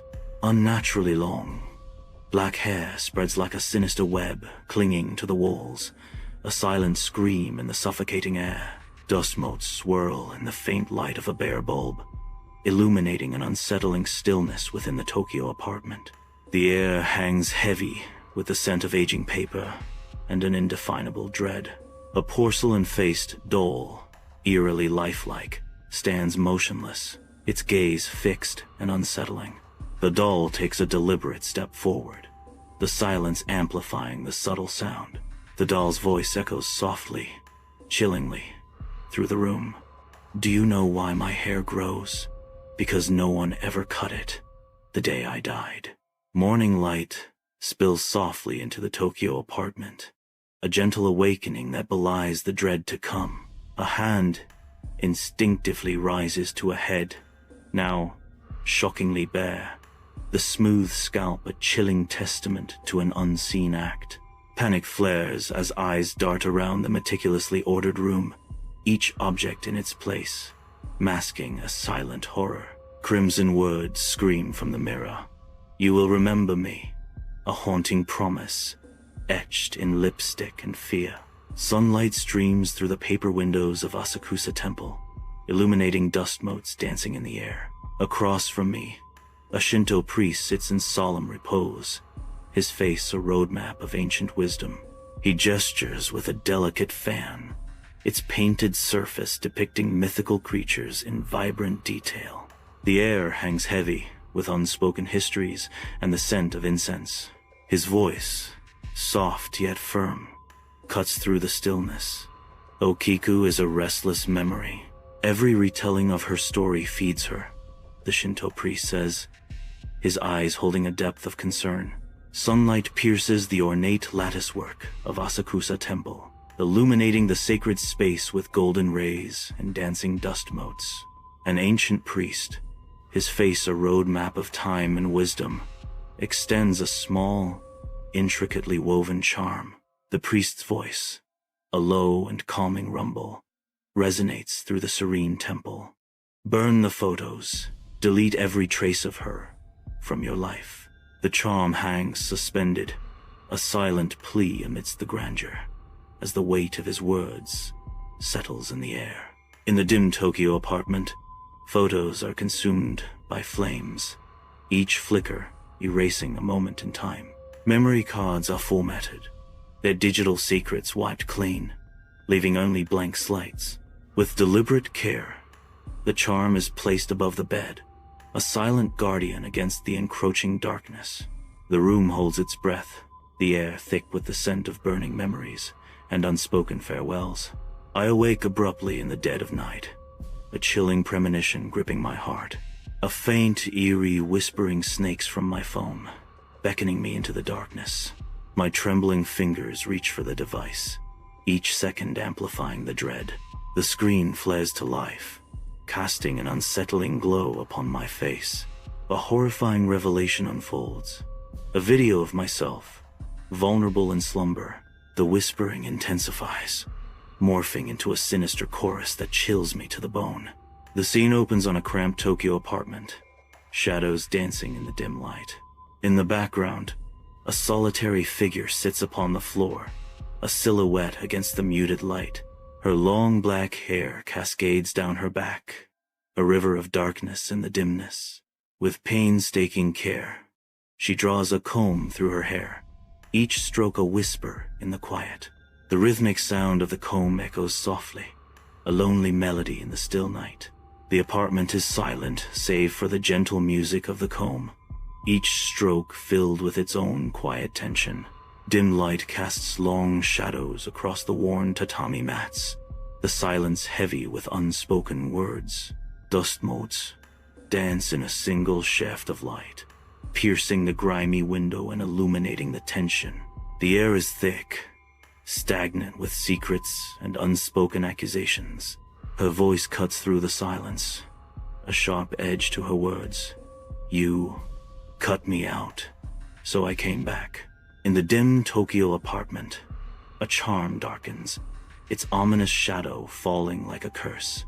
The television screen flickers wildly, casting long dancing shadows that twist familiar shapes into grotesque figures. A porcelain doll stands silently beside me, its face eerily mirrored in the dark window, doubling the unease. The air grows heavy, a cold dread seeping into the room despite the warmth.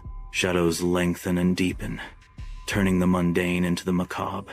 The silence stretches, punctuated only by the electric hum of the television, each flicker a harbinger of unseen terror.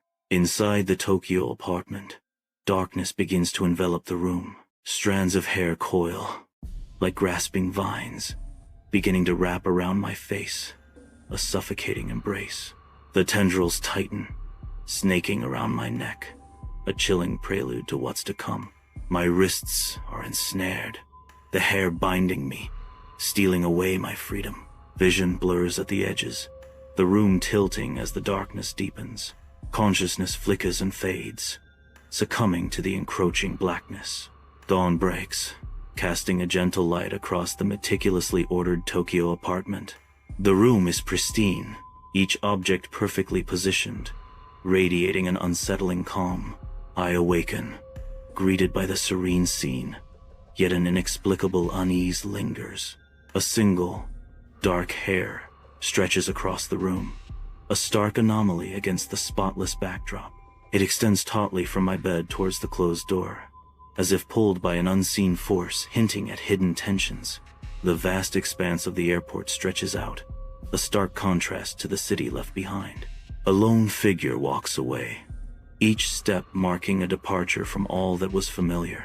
The air vibrates with the anticipation of journeys as planes roar into the sky. The sky seems endless, mirroring the uncertainty and possibilities that lie ahead. A final glance back captures a fleeting moment of farewell, then turning towards the horizon. A disturbing montage unfolds, each scene more unsettling than the last. Hair sprouts within the glass of camera lenses, obscuring the world behind a veil of creeping dread. Devices overflow with unsolicited, bizarre photos, their memory tainted by the grotesque and the unknown. A single, dark hair emerges from the center of a palm, twitching slightly, a sign of a deeper, more insidious horror taking root. I lie in the darkness, the silence punctuated by the static hum of unseen electronics. The hotel room is swallowed by night, a stark contrast to the faint green glow emanating from the digital clock. Each second ticks by, echoing in the cavernous stillness, amplifying the sense of isolation. A voice whispers from the shadows, cutting through the silence like a shard of glass. The air grows cold, heavy, with unspoken memories and haunting presence. "Okiku remembers you," the voice echoes, a chilling reminder of a past that refuses to stay buried. Sunlight floods the university lecture hall, illuminating the air as I stand at the lectern. Ancient Japanese woodblock prints flicker on the screen behind me, tales of folklore and tradition unfolding in vibrant color. I gesture towards the image of a kimono-clad woman, her long dark hair cascading down her back, a vision of serene beauty. My voice remains steady, professional, as I delve into the nuances of the art, maintaining an academic detachment. Yet, beneath the surface, the haunting image of Okiku lingers, a chilling counterpoint to the lecture's calm facade. Within the hushed halls of the Japanese art exhibit, I search for a spark of lost passion, my footsteps echoing softly against the polished floors. My eyes drift over ancient pottery and serene landscapes, each piece a silent testament to a forgotten time. Suddenly, my gaze snaps to a doll enshrined in a glass case, its vibrant red kimono a stark contrast to the muted tones around it. The doll's painted face, frozen in an eternal smile, triggers a chilling wave of fear that washes over me. A familiar dread resurfaces, stirring from the depths of my memory like a long dormant nightmare. The smile seems to deepen, mocking my unease, the glass case doing little to contain the palpable sense of foreboding. Sunlight floods the therapist's office, illuminating floating dust motes as I sit in a plush armchair, seeking answers. The therapist nods, pen hovering over her notepad, her expression a mask of professional concern. "It sounds like these experiences are deeply troubling for you," she observes, her voice calm and measured. My voice cracks with desperation as I confess. Troubling is an understatement. They're terrifying. I don't know what's real anymore. The therapist leans forward, her gaze intense as she suggests, "Have you considered the possibility that these experiences might be internal? A manifestation of stress, perhaps, or unresolved trauma?" In the suffocating darkness of my apartment, I writhe in bed, sleep a distant dream. My eyes dart nervously, catching shadows that dance and twist like specters in the gloom. A flicker of darkness conjures her image, Okiku, a spectral presence haunting the edges of my sight. Clutching the sheets, my heart hammers against my ribs, a frantic drumbeat in the silence. I feel myself losing grip, the boundaries of reality dissolving into the abyss of nightmare. Each breath pulls me deeper, the spectral vision of Okiku tightening its hold. Flickering laptop light cuts through the darkness of my apartment, casting eerie shadows as I obsess over Okiku's legend. Hours blur into a relentless search through articles and images, each reinforcing the chilling tale of the cursed doll. A sudden chill pierces the room, prickling my skin as the weight of the curse descends, heavy and suffocating. Hope dwindles with each passing moment, leaving me trapped in the legend's haunting grip. The dim room is pierced only by the glow of a laptop screen, illuminating a face etched with determination. Fingers dance frantically across the keyboard, attempting to weave a tale of solace for Okiku. A counter-narrative is sought, a beacon of light to dispel the encroaching shadows. Yet, try as one might, darkness inevitably seeps back in, tainting the story with its haunting presence. In the dim solitude of my apartment, a chilling realization dawns, heavy and suffocating. The air grows thick as the desperate solution forms. To stop her, I must stop telling her story. Despair washes over me, a cold tide erasing hope. The stark truth crashes down. It's too late. I am already woven into her memory, an indelible part of her narrative. The realization sinks in, sealing my fate within the confines of her story. Moonlight paints the apartment in eerie shadows, unveiling a nightmare of creeping hair. Hair like vines snake around furniture, clinging to walls like a grotesque moss. The tendrils coil, wrapping around me like a suffocating blanket, each strand a whisper of dread. I struggle against the encroaching mass, a silent scream trapped in my throat as the hairy darkness consumes everything. Dim light casts long, dancing shadows across the room, setting a stage for the uncanny. Suddenly, Okiku materializes, her spectral form shimmering, a vision of ethereal sorrow and suppressed fury. Her eyes, deep pools of infinite sadness, flicker with an unsettling undercurrent of anger. An icy chill descends as her spectral presence dominates the space, filling the room with foreboding.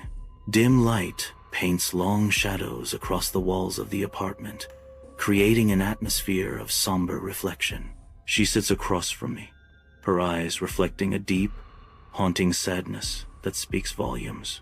I lean in, drawn into the gravity of her gaze, ready to listen as she prepares to share her story.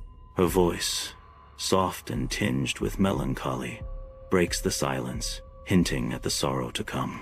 It's the story of a little girl who died too young, a doll filled with grief, she whispers, her words hanging heavy in the air. In the dim solitude of my apartment, I struggle to connect with her silent suffering. I reach out, attempting to bridge the gap between us, to truly share her burden. Empathy washes over me as I try to grasp the depth of her pain. A profound sense of helplessness settles in as I realize my efforts fall short. The crushing weight of her sorrow remains, a stark reminder that it's not enough. Striped shadows stretch across my apartment as dim light barely illuminates the room. I stand frozen, completely captured in the intensity of her gaze. The air crackles with unspoken words, heavy with memories threatening to resurface. Her voice, soft yet piercing, shatters the silence. Remember me, she pleads, her eyes locking with mine. Promise me you will never forget me. Confined within the walls of my apartment, I am a ghost, forever tethered to the echoes of a life not fully lived. Her final moments replay relentlessly, a haunting loop of anguish and despair. I am drowning in her sorrow, the weight of her sadness threatening to consume me. Then, like wildfire, her rage ignites within me, a burning testament to the injustice she faced. City lights blur into streaks of gold as I stare out the window, a wave of exhaustion crashing over me. The cold floor greets me as I sink, the chill seeping through my clothes, mirroring the despair within. Eyes closed, a profound realization dawns. The only escape is to relinquish control and embrace the inevitable. A solitary tear traces a path down my cheek, a silent testament to acceptance and surrender. In the solitude of my apartment, the world fades as I close my eyes. Darkness envelops me, a silent surrender to the night. A deep breath, and the weight of the day begins to lift in the quiet stillness. The apartment fades into a canvas of shadows, awaiting the dawn. In the dimly lit apartment, familiar objects stand as silent, alien witnesses. The air grows heavy, thick with an unsettling presence. A profound shift occurs. The self fades, replaced by fragments of Okiku's story. Lost in the echoes of the past, I become a vessel for her memories, her essence. The darkness in my apartment wraps around me like a suffocating shroud. I feel the unnatural tendrils of hair, coiling, tightening around my limbs, a grotesque embrace. They pull, reshape, and I struggle against the tide of transformation. Helpless, I succumb to the inevitable change, unable to halt the all-consuming metamorphosis. I am becoming something else, something unknown and terrifying. In the dim light of my apartment, I confront my reflection. No longer myself, I am transformed into a doll, my porcelain skin gleaming faintly. A vibrant red kimono drapes my form, a stark contrast to the long black hair that cascades down my shoulders. The doll stares back, an eerie silence filling the room as the transformation is complete. In the dim solitude of my apartment, I sit, a figure isolated within a glass case. I wait, an exhibit of a life unseen, for a gaze to acknowledge my existence. The silence amplifies the unspoken plea in my eyes, a silent story yearning to be told. Each breath is a fragile hope, a whisper in the dark, for someone to notice. Will anyone see beyond the glass, beyond the stillness, to the story within? Bathed in the moon's ethereal glow, Okiku stands at the heart of her apartment, an avenging spirit amidst the shadows. The shadows swirl around her, whispering forgotten tales of a past that clings with relentless sorrow. Her eyes gleam with ancient resolve, each glance a promise of retribution. A name etched in time, a specter fueled by injustice. She is the echo of vengeance. I am Okiku, and I will never be forgotten, she vows, her voice a chilling whisper carried on the night's breath. In the stark, white expanse of rural Hokkaido, a lone car ventures down a winding road. The tires crunch on the snow-laden asphalt, each turn bringing the vehicle closer to Monenji Temple. Against the pristine landscape, the car's silhouette stands out, a dark shape moving towards an unknown destiny. The temple awaits, promising solace or revelation amidst the silent, snow-covered fields. Inside Monenji Temple, a visitor pauses before the glass case, phone in hand, ready to capture the legend. The camera flash bursts, momentarily freezing Okiku's doll in stark light. The flash reveals the doll's aged face, a silent testament to years of whispered stories and fearful glances. The unsettling growth of hair is highlighted, a tangible sign of the eerie mystery surrounding the doll. An unspoken question hangs in the air as the visitor lowers their phone. The doll's image now captured, its secrets perhaps still untold. Sunlight streams through the ancient Monenji Temple, illuminating dust motes dancing in the air. The serene atmosphere hums with an unspoken energy as the temple's ancient wooden beams creak softly. The doll's porcelain lips twitch almost imperceptibly, a subtle sign of awakening. And now, I understand what the monk meant, the narration whispers, revealing a hidden truth. The doll doesn't just grow hair, she grows memory. Every retelling, every whisper of her story gives her new life. Under the intense Toledo sun, I traverse ancient streets, guided by Javier. Historic buildings rise on either side, whispering tales of centuries past. The marketplaces burst with life, a symphony of colors and sounds. Javier's gestures paint vivid pictures as he shares local stories and age-old legends. Through my camera lens, I frame the timeless beauty of Toledo. Each click captures a fragment of the city's soul, preserving its vibrant atmosphere. In the bustling cafe, Javier and I sit at a small table as steam rises from our coffee cups. I lean forward, curiosity piqued. "Tell me about some local legends. Any hidden places around here?" Javier hesitates, a shadow of apprehension crossing his face. He speaks cautiously, his voice barely above a whisper. "There's La Casa de los Espejos, the House of Mirrors." Javier's eyes dart around the cafe, a warning hanging in the air. "Locals avoid it." On the outskirts of the city, Javier points towards the dilapidated mansion, its dark history casting a shadow over the landscape. A rusted iron gate stands guard, choked by overgrown weeds, hinting at the secrets hidden within. The house looms, its windows dark and opaque, reflecting nothing but the weight of untold stories. Javier hesitates, his fear palpable as he refuses to approach the cursed threshold. His eyes dart nervously, warning of the dark forces that linger within the decaying walls. An ominous silence hangs in the air, broken only by the rustling weeds, as the mansion watches, waiting. Camera in hand, I walk toward the ominous gate of the House of Mirrors, the air thick with foreboding. Filming the decaying architecture, I capture the unsettling atmosphere that clings to the haunted structure. The rusted gate groans in protest as I push it open, the sound echoing like a mournful cry.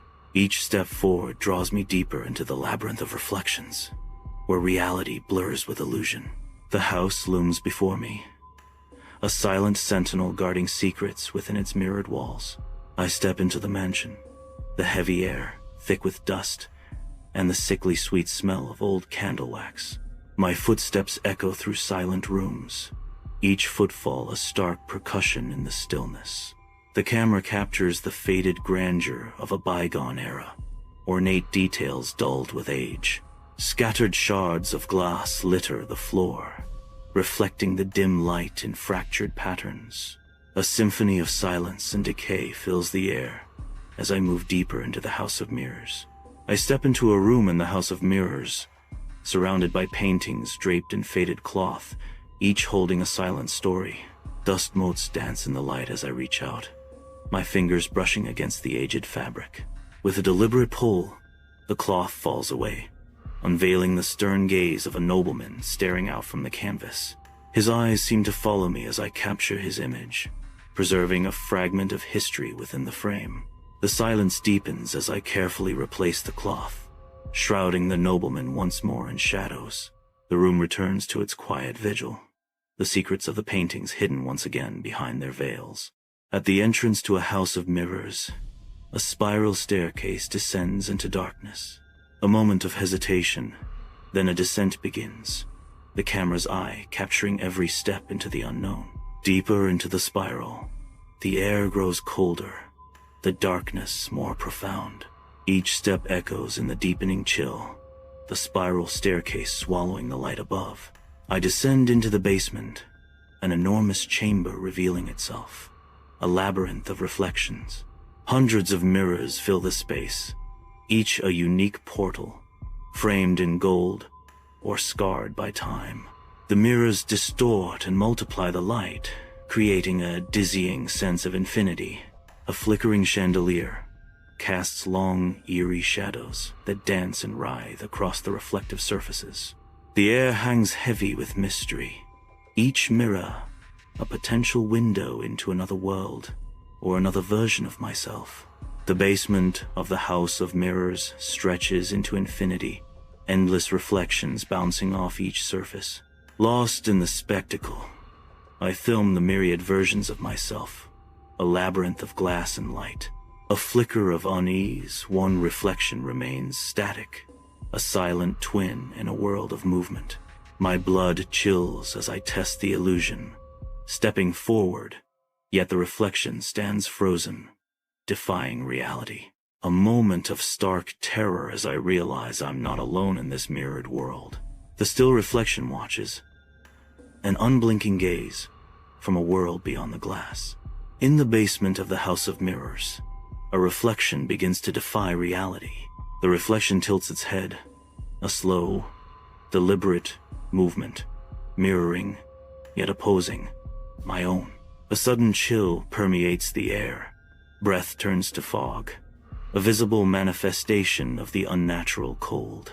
I record the unsettling scene, the camera shaking in my trembling hand as the line between reality and reflection blurs. The mirrored figure watches, an eerie stillness replacing the familiar image. In the basement's House of Mirrors, a reflection begins to smile, the expression slow and disturbingly unnatural. My face remains still, untouched by the unsettling mirth mirrored before me. The reflection's hand rises, a ghostly duplicate pressing against the cold, unyielding glass. At the point of contact, the mirror's surface warps, the solid plane distorting like liquid disturbed. The glass ripples, the distortion spreading like a dark omen in the silent, subterranean space. Reality blurs as the reflection seems to merge with the tangible world. The boundary between what is and what seems to be dissolving. In the basement of the House of Mirrors, I stumble back, each heartbeat a thunderous echo in the suffocating silence. The reflection before me grows bolder, pressing against the glass with a terrifying insistence. The distorted image writhes, a grotesque parody of myself, alive with a sinister energy. Shapes shift in the darkness behind it, an army of specters stirring in their mirrored prisons.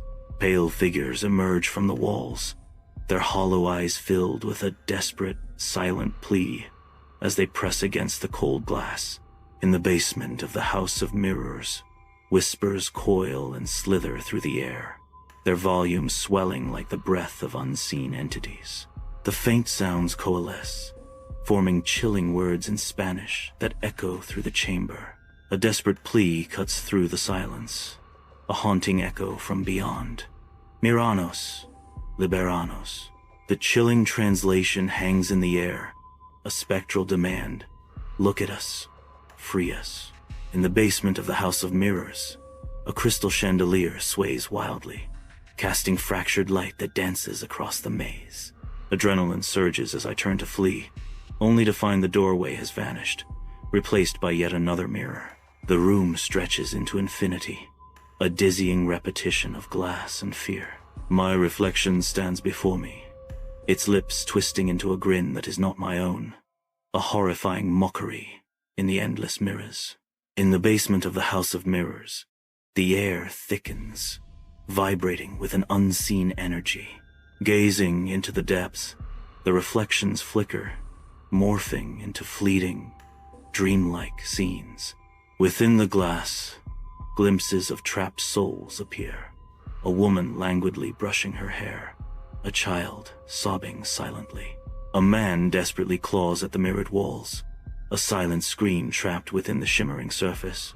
Within the disorienting depths of the House of Mirrors basement, reality bends and twists. A doppelganger emerges from an alternate reflection, wandering through the maze, its presence unsettling and surreal. The doppelganger holds a camera with a shattered lens, a symbol of broken perspectives and fractured realities. The doppelganger's voice echoes through the mirrored labyrinth, a haunting warning. You shouldn't have come here. In the basement of the House of Mirrors, a scream pierces the air as the camera hurtles toward a mirror. The mirror explodes into a million glittering shards.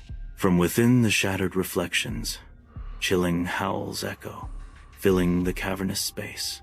One by one, the remaining mirrors succumb, their surfaces cracking and spider-webbing with fractures. A violent wind erupts, a sudden vortex pulling everything backward. I am caught in the gale, struggling against the unseen force.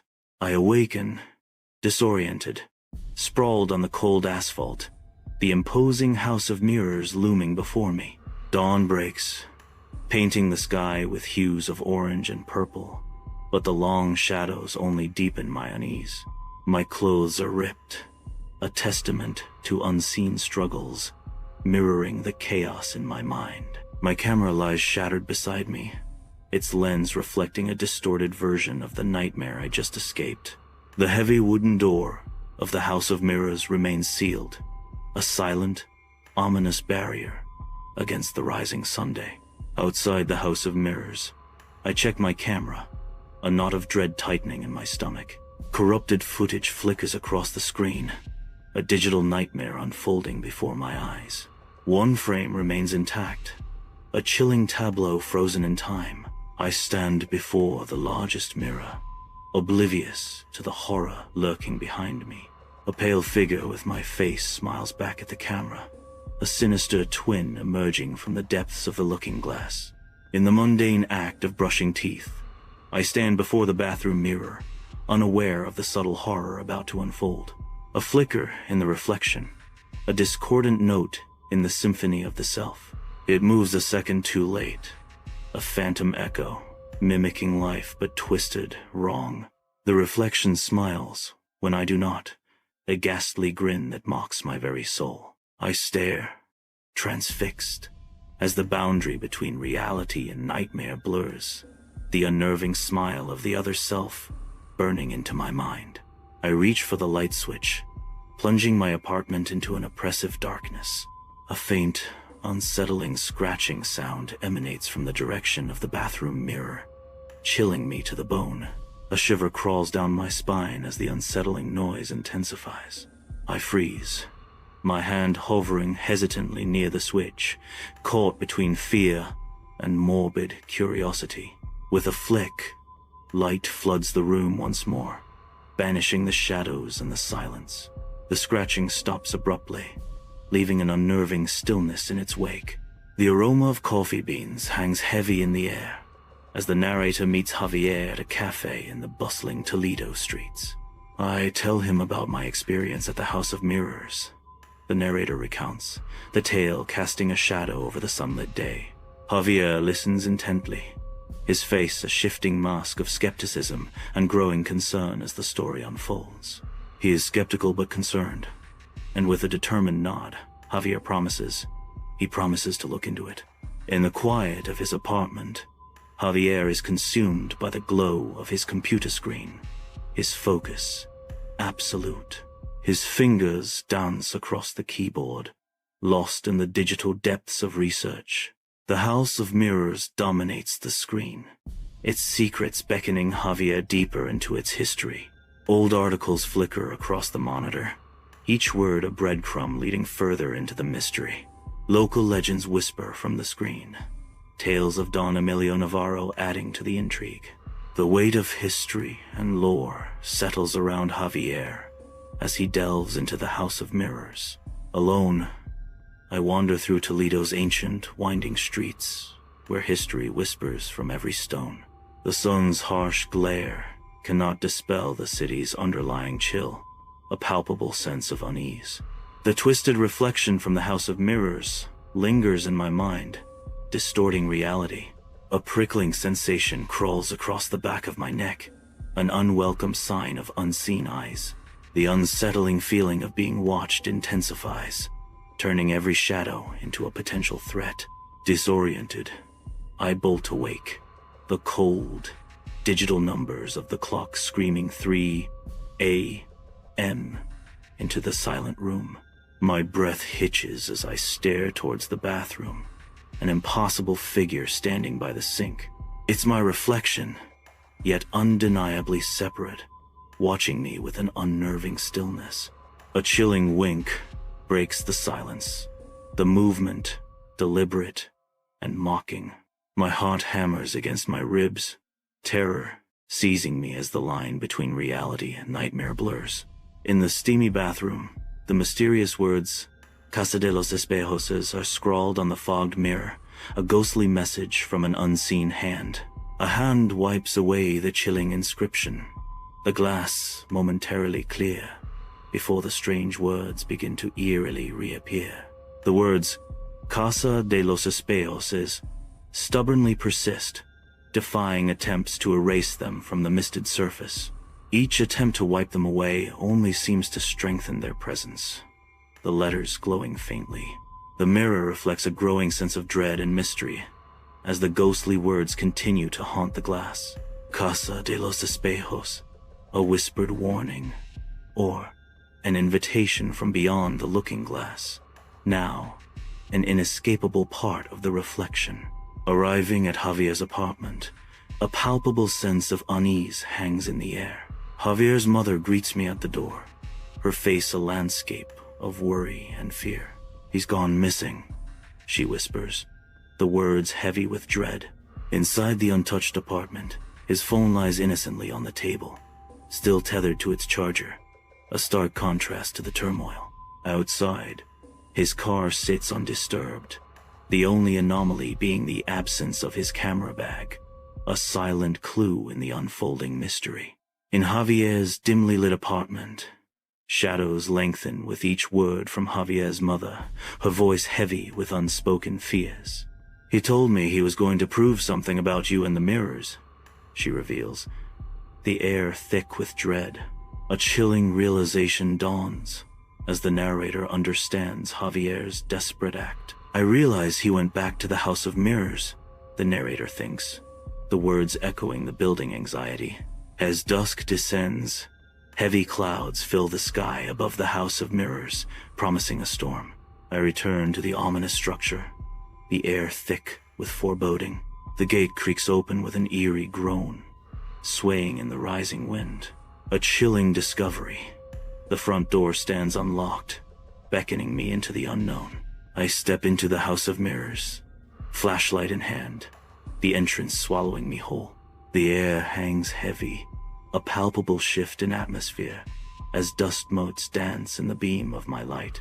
Each step echoes strangely, the silence amplifying the sense of isolation and unknown threats. A hesitant call pierces the stillness, my voice barely a whisper in the labyrinthine space. "Javier." The basement door swings open, an ominous invitation into the unknown. I descend into the darkness, each step marked by the creaking of aged wood underfoot.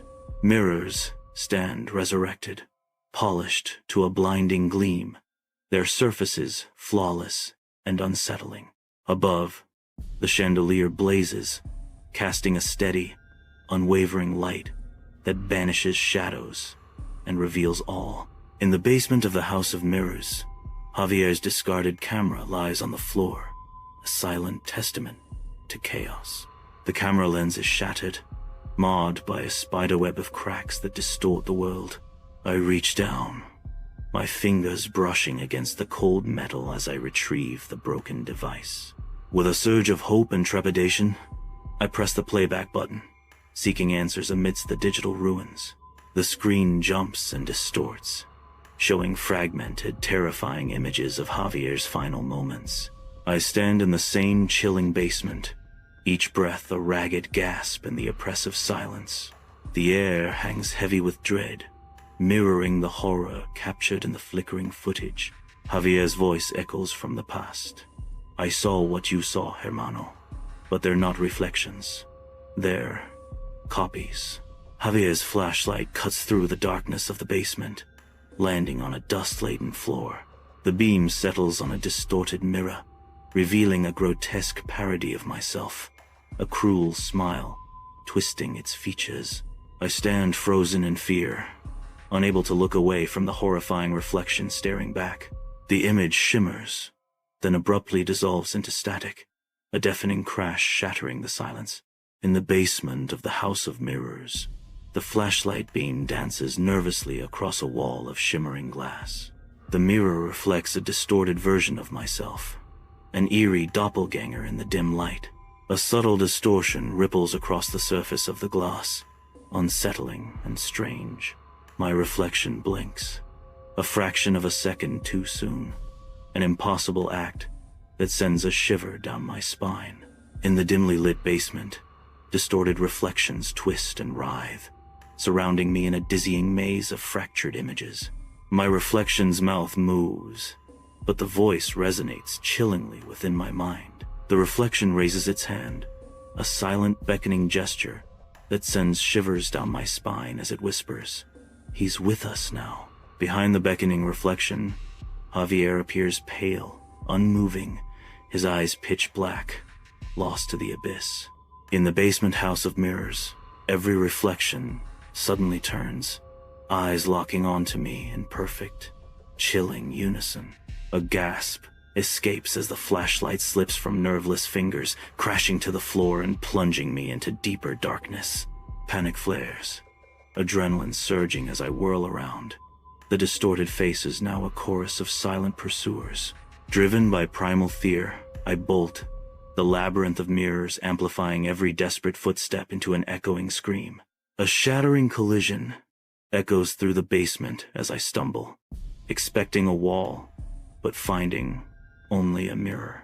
Reflections stretch to infinity, a labyrinth of glass imprisoning me within its endless repetition. Panic rises as every turn reveals only more mirrors, the same scene repeating, mocking my attempts to escape. Trapped in a prison of my own image, the cold glass offers no solace, only the chilling realization of being utterly lost. In the basement of the House of Mirrors, a hand presses against the cool, reflective surface of a mirror. The mirror yields, its surface rippling like water, as if opening a gateway. From the other side, something icy and unexpected snakes out. A chilling grasp tightens around a wrist, an unwelcome touch from the unknown. The cold hand grips tighter, pulling into the dark depths beyond the looking glass. A desperate hand pulls with brutal force, tearing free with a scream. Skin rips, and blood splatters against the cold, unforgiving glass of the mirror. The impossible happens. Blood seeps inward, defying gravity and reality. The reflection's smile widens, lips slick with stolen blood, a terrifying mockery of joy. The air in the basement of the House of Mirrors vibrates with unseen energy. A cacophony of whispers fills the space, voices chanting in a multitude of unknown tongues. I strain to decipher the eerie litany, grasping at fleeting fragments of the mysterious language. The chanting grows more intense, a haunting symphony echoing through the mirrored halls. A disembodied voice whispers, "One world for one reflection for one soul." In the disorienting basement of the House of Mirrors, I stumble backward, the air thick with unease. My foot catches on a broken camera, sending a jolt of fear through me as I try to regain my balance. A flicker of movement catches my eye, my shadow, but something is terribly wrong. An unnatural, creeping dread washes over me as my shadow begins to move independently, defying reality. It's turning, twisting, as if awakening from a long slumber. My blood runs cold as my shadow's head slowly turns toward the mirrors, a silent, sinister intent. In the basement of the House of Mirrors, shadows cling to every corner, a silent prelude to chaos. A blinding flash of light momentarily pierces the darkness, revealing cluttered shapes and forgotten relics. The sudden crash of breaking glass shatters the stillness, the sound echoing through the confined space. Fragments of shattered glass glint ominously on the floor, reflecting the lingering light. Silence descends once more, heavy and absolute, amplifying the sense of unease. The air hangs thick with suspense, the aftermath of destruction leaving a palpable tension in its wake. Dawn breaks, painting the sky with hues of orange and pink as I awaken, sprawled on the cold ground. My hands are raw and bleeding, clothes ripped and tattered, bearing silent witness to a night of unseen struggle. I look up, expecting to see the imposing silhouette of the mansion against the skyline. But where the mansion once stood, there is nothing but an empty lot, the revelation hitting me like a physical blow. The sun rises higher, casting long shadows across the barren earth, highlighting the inexplicable absence. An unsettling stillness fills the air, broken only by the whisper of the wind through the empty space where the mansion used to be. In an empty lot, a broken mirror lies face up in the dirt, reflecting a fractured sky. A hand reaches down, fingers trembling as they grasp the shattered glass. The mirror is lifted, the reflection distorted, a haunting vision of vulnerability. Each shard whispers unspoken stories of loss and shattered dreams. In the desolate expanse of the empty lot, a reflection shimmers, revealing a figure worn by exhaustion and fear. A flicker of life remains in the eyes staring back, a testament to survival amidst the encroaching shadows. But as the gaze deepens, another presence materializes behind the reflection, a haunting visage. Javier's face looms, a silent specter emerging from the depths of the mirrored surface. In the desolate empty lot, Javier leans in, his figure casting an ominous shadow across the cracked asphalt. The heavy air vibrates with unspoken tension, the silence amplifying the gravity of the moment. His intense gaze pierces through, sealing a pact in the desolate landscape. "Now you're one of us," Javier declares, the words hanging in the air like a dark promise. The night wraps around my apartment, casting long shadows that dance with the dim light.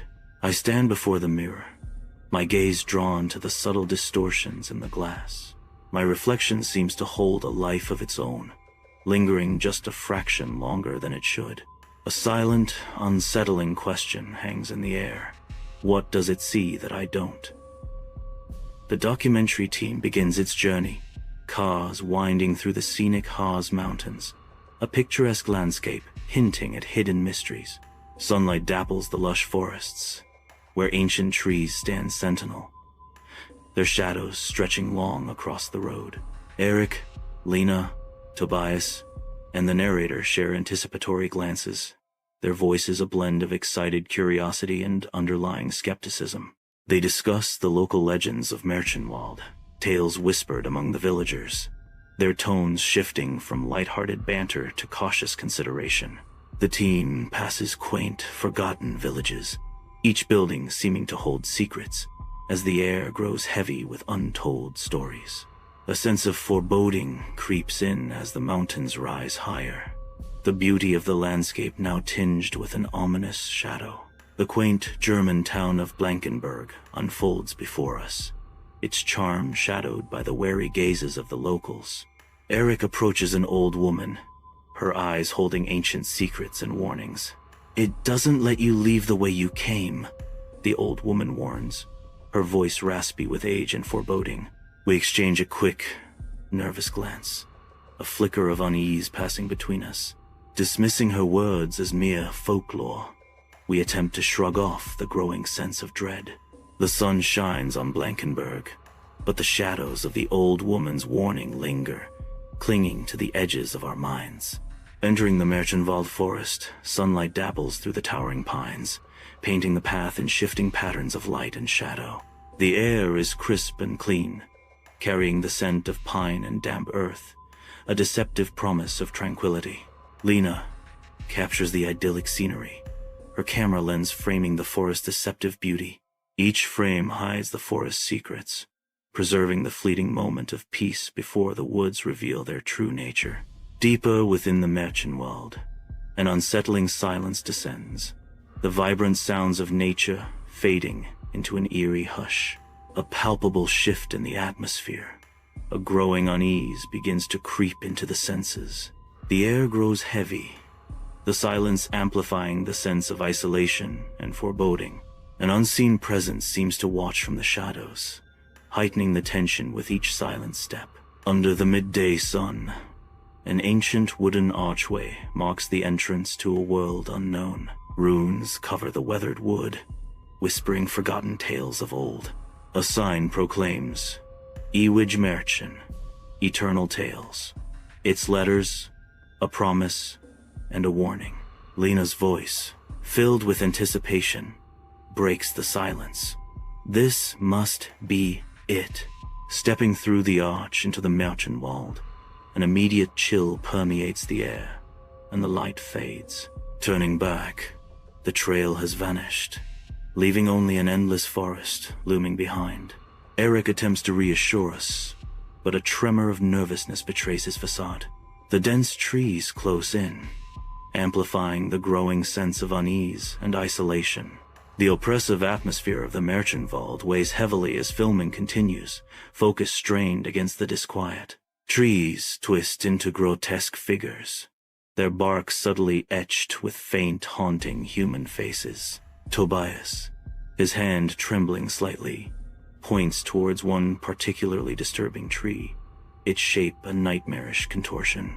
The air grows thick with unspoken dread as the forest seems to watch, its silent faces bearing witness.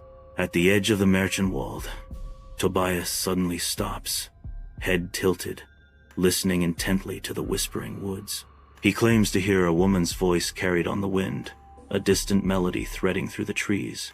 Lena adjusts her microphone, striving to capture the faint, ethereal song amidst the rustling leaves.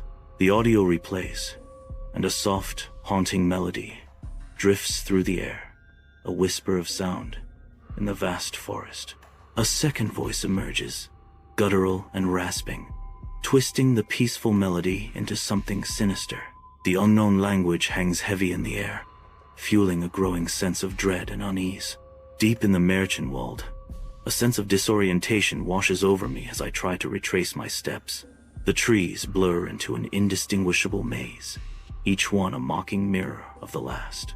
The compass whirls erratically, its needle a frantic dancer in the face of the forest's trickery. Frustration tightens Eric's features as the inescapable truth dawns.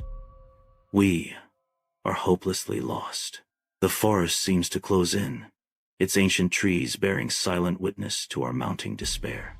At dusk, a dilapidated cabin emerges from the encroaching forest, its decaying wooden walls draped with thick, overgrown vines. A weathered sign swings gently above the door, the inscription marred by time. Only the fragment Merch remains. Eric's eyes gleam with excitement, his camera raised as he eagerly gestures towards the ominous cabin. This is perfect. I have to film inside. Lena hangs back, her expression etched with unease as shadows lengthen around them. Are you sure about this, Eric? She asks, her voice tinged with apprehension. It looks ominous. The cabin air is thick with the cloying scent of mildew and decay, a suffocating blanket of forgotten time. Dust lies heavy on every surface, a silent shroud over remnants of a life left behind. Wooden dolls with faded, vacant eyes stare blankly from the floor, their painted smiles now haunting. A rocking horse stands frozen mid-gallop, its silent journey echoing the cabin's stillness. Tiny shoes are lined up neatly on a dusty shelf, a poignant reminder of steps that no longer echo here. The scene is a tableau of lost innocence, a tragic past etched into every detail of the forgotten cabin. Lena's camera captures a painting, the image of a girl in a red cloak lost within a dark, foreboding forest. A disturbing detail emerges, scratches deface the girl's face in the painting, hinting at unseen horrors.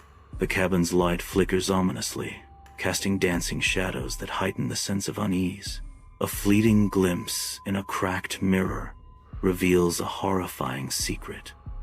The girl from the painting stands silently behind Lena. The air grows thick with tension, a palpable sense of dread filling the small cabin.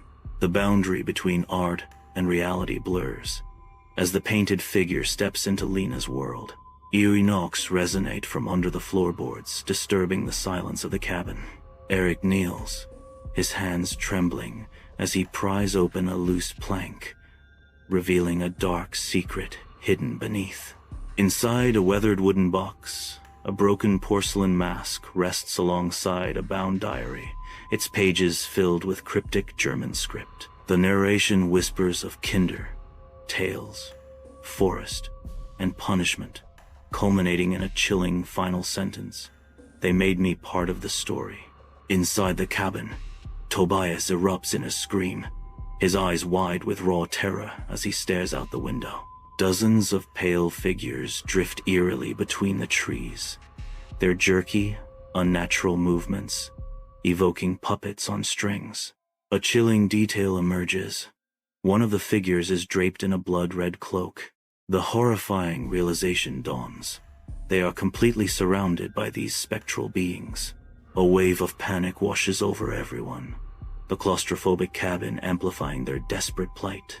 We burst from the cabin, fleeing into the Märchenwald, where the oppressive forest looms, its ancient trees like grasping claws. The whispering intensifies, morphing into an eerie chorus of incomprehensible words that slither beneath the skin. Each step is a struggle, the weight of dread, heavy with each footfall, as fear tightens its icy grip. The forest seems to close in, the chanting growing louder, a symphony of terror echoing through the night. In the depths of the Märchenwald, a flicker of light pierces the darkness, beckoning Eric forward. He races towards the light, expecting a lantern, but finds something far more bizarre. It's not a lantern, but a heart-shaped locket, pulsating with an eerie inner glow. Horror twists Eric's features as he beholds the unearthly artifact. In the Märchenwald, unseen forces snatch Eric upwards into the dense canopy. Panic erupts as desperate screams fill the air, flashlights cutting through the darkness in a futile search. Eric vanishes without a trace, swallowed by the ancient trees. Only the ominous rustling of leaves and the haunting creak of rope linger, chilling reminders of what has transpired. An unsettling silence descends, heavy with the sensation of being watched. The forest feels alive, its ancient eyes fixed upon those left behind, its secrets guarded jealously. Lena and I sprint through the Märchenwald, panic etched on our faces as the laughter of unseen children haunts our steps. We stumble and fall, breathless, the chilling realization washing over us. Tobias is gone.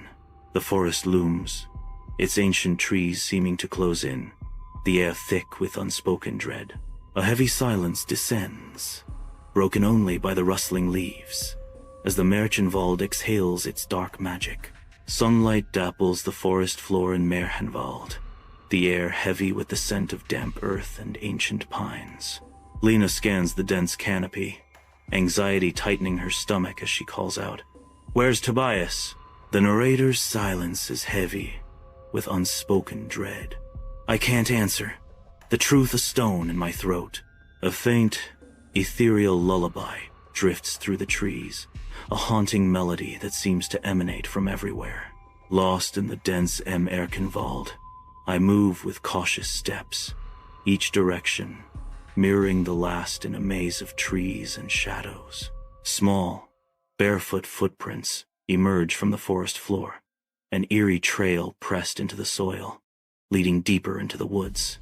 The toes point backward, defying nature, sending a shiver of dread through me. A wave of fear washes over me as I realize the unnatural path I am about to tread. Deep in the Märchenwald, Lena protests, her voice swallowed by the ancient trees. Driven by an unseen force, I follow the mysterious footprints, each step deeper into the forest's embrace. The trees twist and turn, as if guiding us toward an unknown, sinister destination. An eerie silence descends, broken only by the crunch of snow beneath our feet. Shadows lengthen, playing tricks on the eyes, as the forest seems to watch our every move.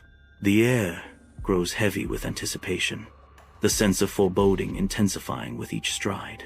Pale moonlight bathes a secluded clearing, casting long shadows from an ancient oak that commands the space. The tree's massive trunk reveals a deep, hollowed cavity, hinting at secrets hidden within.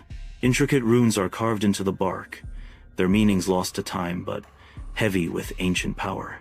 Dozens of wooden dolls dangle eerily from the branches, their unsettling realism creating a macabre spectacle in the night. Lena's scream shatters the silence of the clearing, her voice cracking as recognition dawns. Among the grotesque dolls, one stands out, a small, bearded figure with camera straps, Tobias. A macabre ballet begins as the dolls sway in unison, their porcelain heads turning with eerie precision.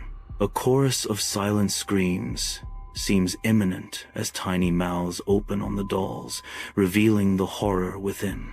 A chorus of whispers swirls through the silent clearing, unseen voices weaving through the trees.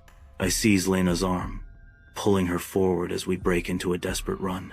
Our breaths cloud the cool air, each gasp a visible sign of our mounting fear. The path twists and turns, a cruel trick that leads us back to the same gnarled tree. The dolls hang suspended from its branches, silent watchers in the heart of the woods. An eerie, disembodied voice echoes through the trees. Stay, tell our story. In a sun-drenched clearing, a woman stands motionless behind a massive oak, shrouded in mystery. She is clad in a long black dress, her face completely hidden by a dark, concealing veil. The air is still, expectant, as she breaks the silence with a haunting pronouncement. Her voice, echoing slightly, carries a weight of finality. Every tale needs an ending. In the black expanse of the clearing, Lena's flashlight pierces the darkness, a fragile beam against the unknown. The light reveals a woman, her veil momentarily lifted to expose a face as white as porcelain, marred by cracks like a shattered mask. Her eyes are vacant sockets, devoid of light, mirroring an abyss that swallows the soul. The flashlight clatters to the ground, its beam spiraling into chaos as Lena recoils in horror.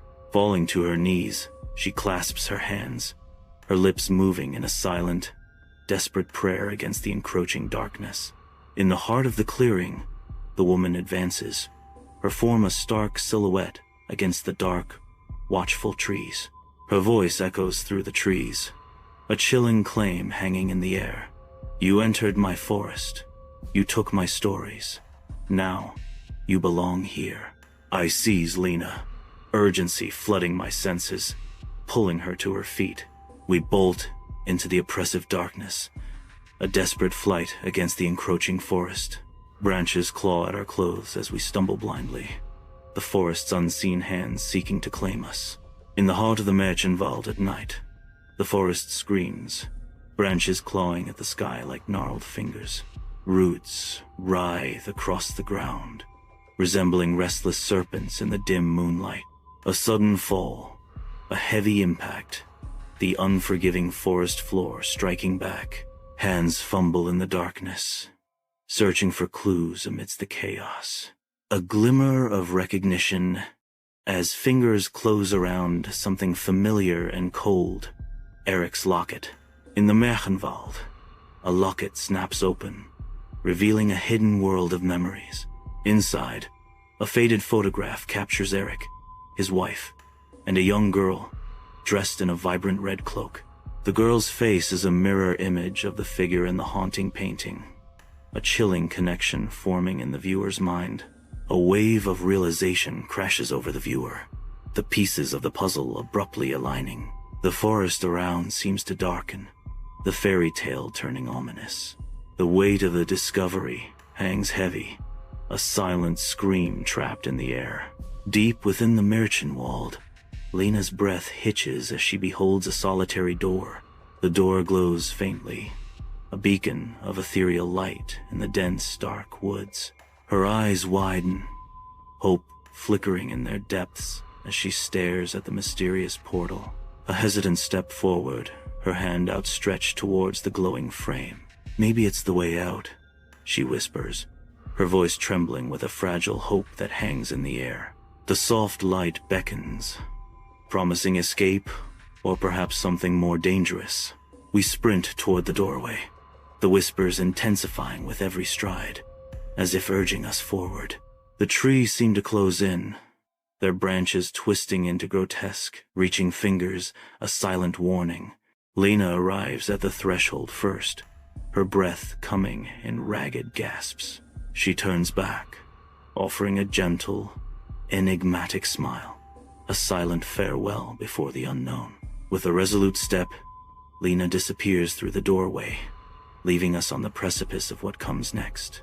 Lena vanishes without a trace at the doorway, swallowed by an unseen force. No scream, no struggle, just an eerie, silent disappearance into the night. Stumbling to the threshold, I stare into the endless darkness, the void offering no answers.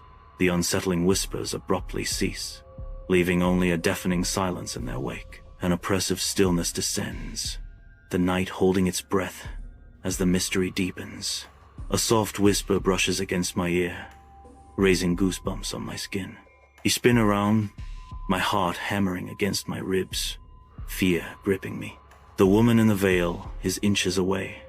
Her porcelain mask is a shattered nightmare.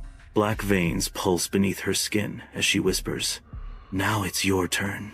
In the depths of Merchenwald, ancient trees stand as silent guardians, their branches weaving a tapestry of shadows. The heavy air is thick with the scent of damp earth and the ghosts of fallen leaves. She locks eyes with me, her gaze intense as obsidian, reflecting the forest's dim light. Her voice, a chilling whisper, echoes through the trees. The forest remembers all who enter, and it tells their stories, again and again. Her hand presses against my chest, and a blinding white consumes everything. I awaken in a sterile hospital bed, the scent of antiseptic assaulting my senses as disorientation washes over me. A doctor's face swims into focus, his expression a mask of professional concern. "You were found unconscious near the edge of the Harz woods," the doctor states, his words echoing slightly in the sterile room.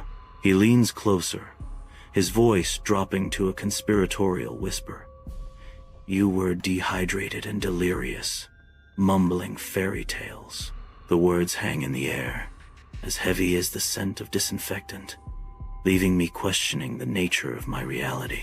Under the pale fluorescent lights of the hospital room, a desperate narrative unfolds.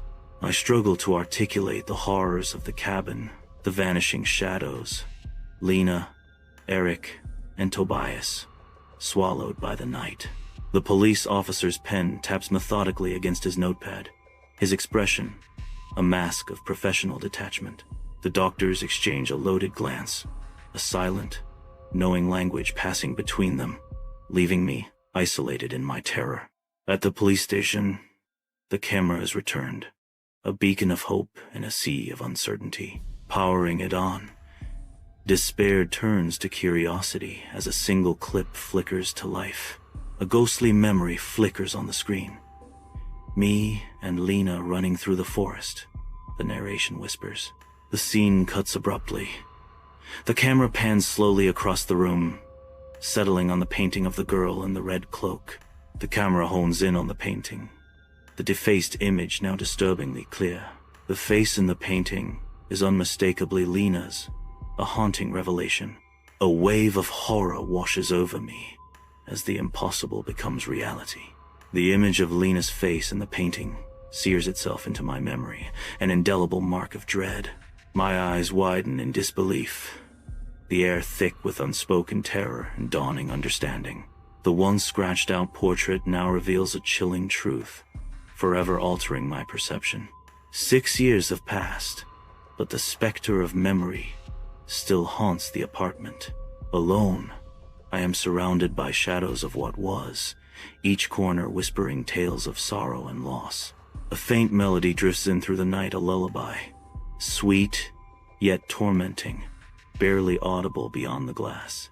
The familiar notes echo in my mind, stirring a deep-seated dread that claws at the edges of my sanity. The lullaby grows, the dread intensifies, and the past tightens its grip.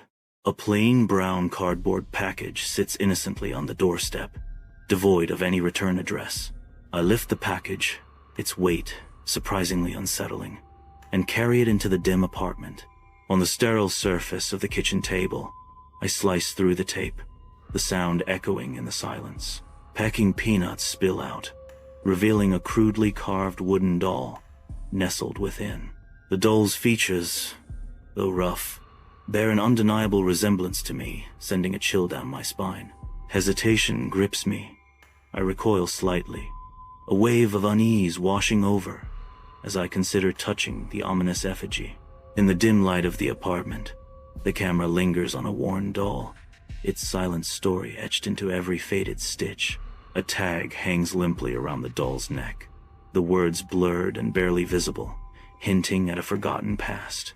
My hand trembles slightly as I cradle the doll, a conduit of untold memories and unresolved emotions. The doll is clutched tightly, as if protecting it. A moment of reflection as narration says, "Every tale needs an ending." The camera slowly zooms out, leaving the doll in the shadows, its tail lingering in the air. In the quiet apartment, a doll is held up to the mirror, its blank eyes reflecting the room's dim light. For a fleeting moment, the reflection shifts, and the dark, endless forest looms behind. The boundary between reality and nightmare blurs. The forest a silent, watchful presence. Distortion warps the image, pulling the viewer into the depths of the forest's dark embrace. The doll's reflection seems to deepen, hinting at secrets hidden within its porcelain face.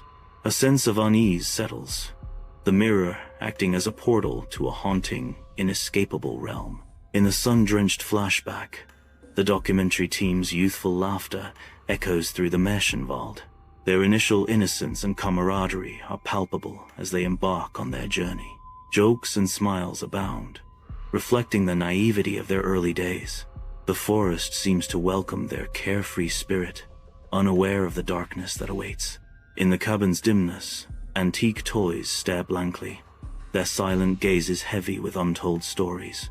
A leather-bound diary lies open, its cryptic entries hinting at dark secrets and impending doom. From the wall, a grotesque mask leers, its presence radiating an unsettling energy. Each object pulses with an ominous power, foreshadowing the team's impending doom.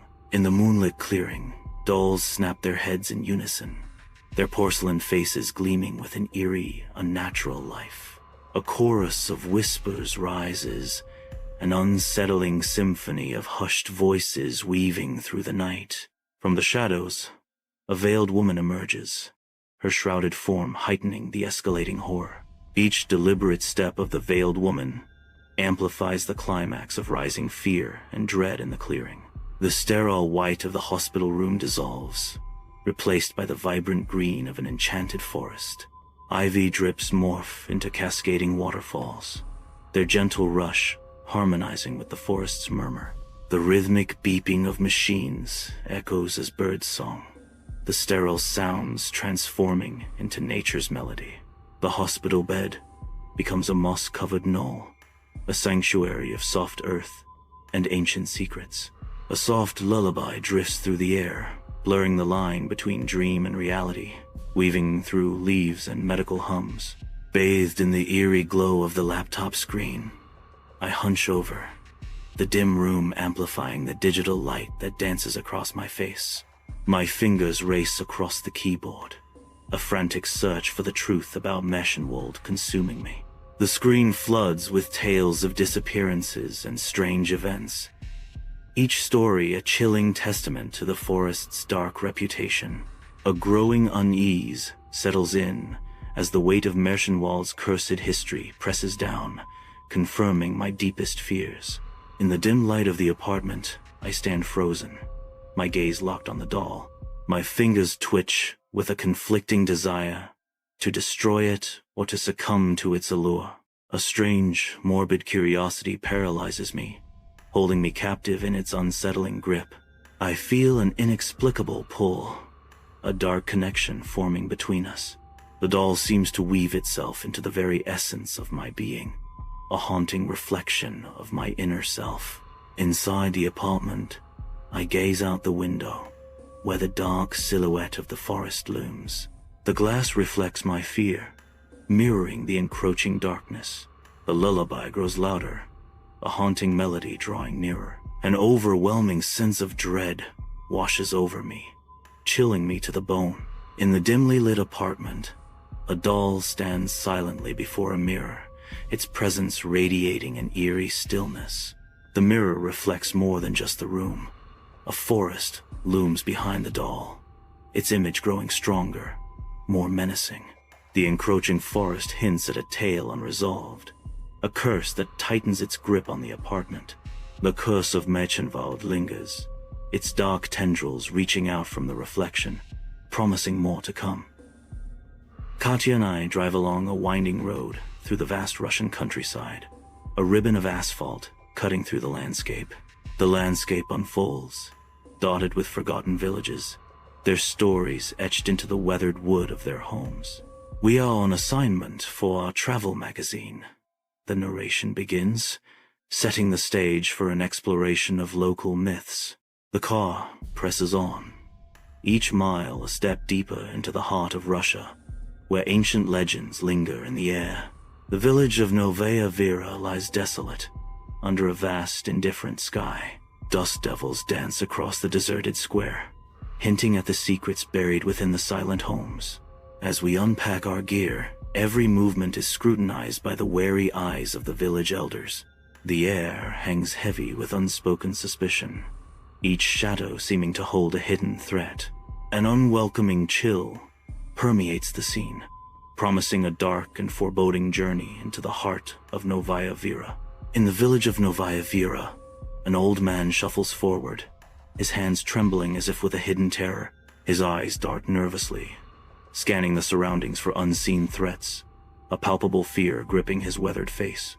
He fixes his gaze upon the newcomers, a mixture of fear and desperate urgency in his eyes as he warns, "You shouldn't stay by the water after dark." His voice drops to a haunted whisper, revealing an ancient dread. "Beware the one who sings, the drowned bride, the Rusalka." Under the vast night sky, Katya and I establish our camp beside the tranquil Lake Ladoga. The stillness of the night, promising an eerie tale.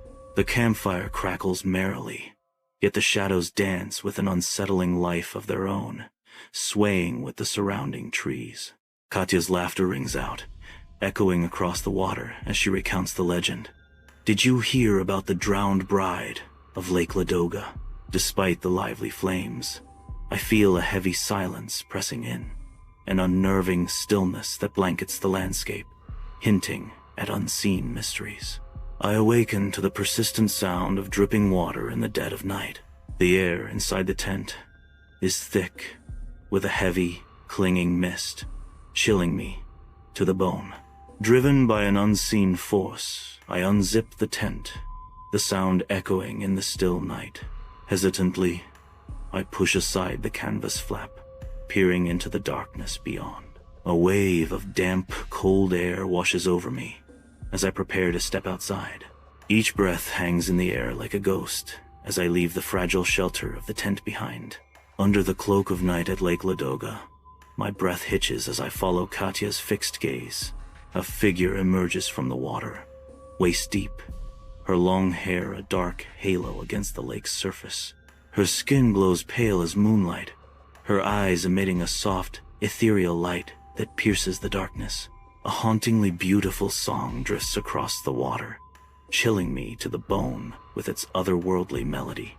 Under the cloak of night, Katya moves towards the still waters of Lake Ladoga, her silhouette a dark echo against the faint moonlight. An unseen force seems to pull her forward, her steps deliberate yet devoid of awareness. I reach out, my hand closing around her arm, a desperate attempt to anchor her to reality. Her eyes, wide and vacant, reflect the starlit sky yet hold no recognition, no connection. A chilling detachment veils her features, as though she exists in a realm beyond reach. My voice cracks with urgency, cutting through the stillness of the night. "Katya!" Inside the dimly lit tent, I pull Katya, her body racked with sobs, away from the haunting call of the lake. She trembles violently, her eyes wide with terror and desperate longing, begging to return to the water's edge. Her pleas echo in the confined space, a stark counterpoint to the ethereal song that seems to seep through the tent walls. I clutch her tightly, my own heart pounding with fear and a desperate need to protect her from the unseen force. The mournful melody persists, an unearthly lullaby that stretches through the long dark hours of the night. As dawn finally breaks, painting the sky with pale light, the haunting song slowly fades, leaving a heavy silence in its wake. The cold, still surface of Lake Ladoga reflects the pale morning light as Katya sits silently on the shore. Her gaze is lost in the water, the secrets of the previous night weighing heavily in the air.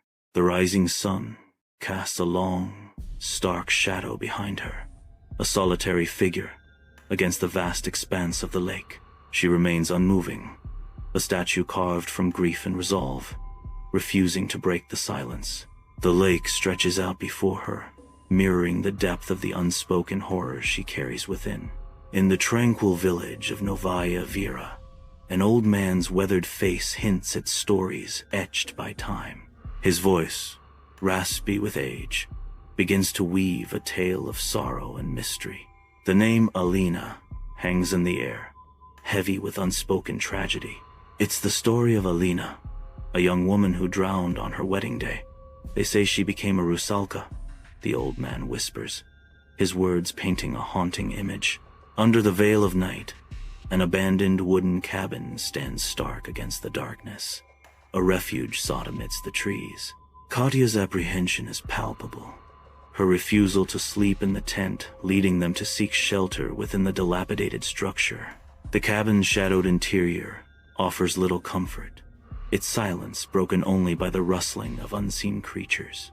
A subtle disquiet settles as a faint, unsettling humming emanates from within the walls, a ghostly vibration in the still air. The humming grows, weaving through the cracks of the cabin, a haunting melody that only some can perceive. Inside the abandoned wooden cabin, I lie awake, my gaze fixed on the rough-hewn timbers above, sleep a distant dream. Katya rises silently from her bedroll, an unsettling grace in her movements, her eyes still closed to the world. Barefoot, she glides across the cold wooden floor, a sleepwalking specter drawn towards the unseen. She moves inexorably towards the cabin door, a silent question hanging in the air.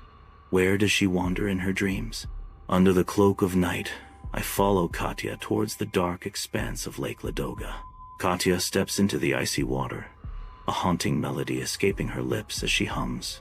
The frigid wind howls across the lake's surface, stirring the black waters into a frenzy.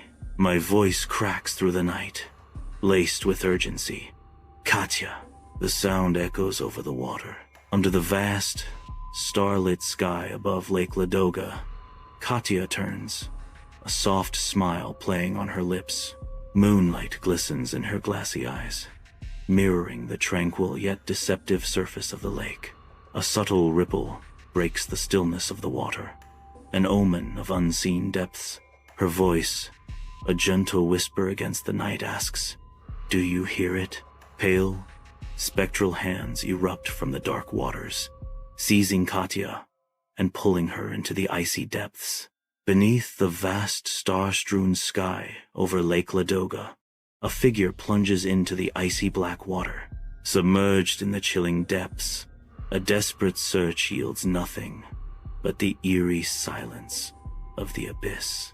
Bubbles rise like fleeting whispers from the darkness below, marking the spot of the unseen.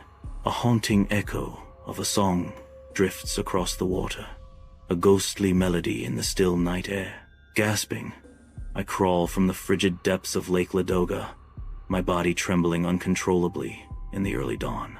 Abandoned on the shore, Kecha's camera lies forgotten, a silent witness to the horror. Water clings to the lens, obscuring the final image it captured. Ripples disturb the water's surface in the last photograph, a haunting testament to unseen terrors. Within the reflection, a ghostly figure flickers, barely visible amidst the chaos. The lake whispers secrets of what lurks beneath as dawn breaks, painting the scene with an eerie light.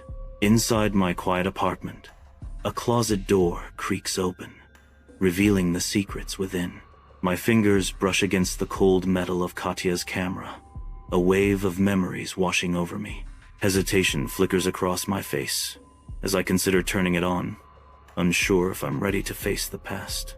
With a deep breath, I press the power button, the fate of my memories resting on this one action. The screen sputters to life, a faint glow illuminating the room, the promise of untold stories hanging in the air. A voice whispers in my mind. Flashback sequence begins, setting the stage for a journey into yesterday.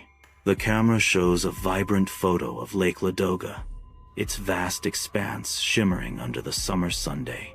Another photo reveals a cozy tent nestled by the lake's edge, promising shelter and adventure. The lens captures Katya's radiant smile, a beacon of happiness amidst the serene landscape.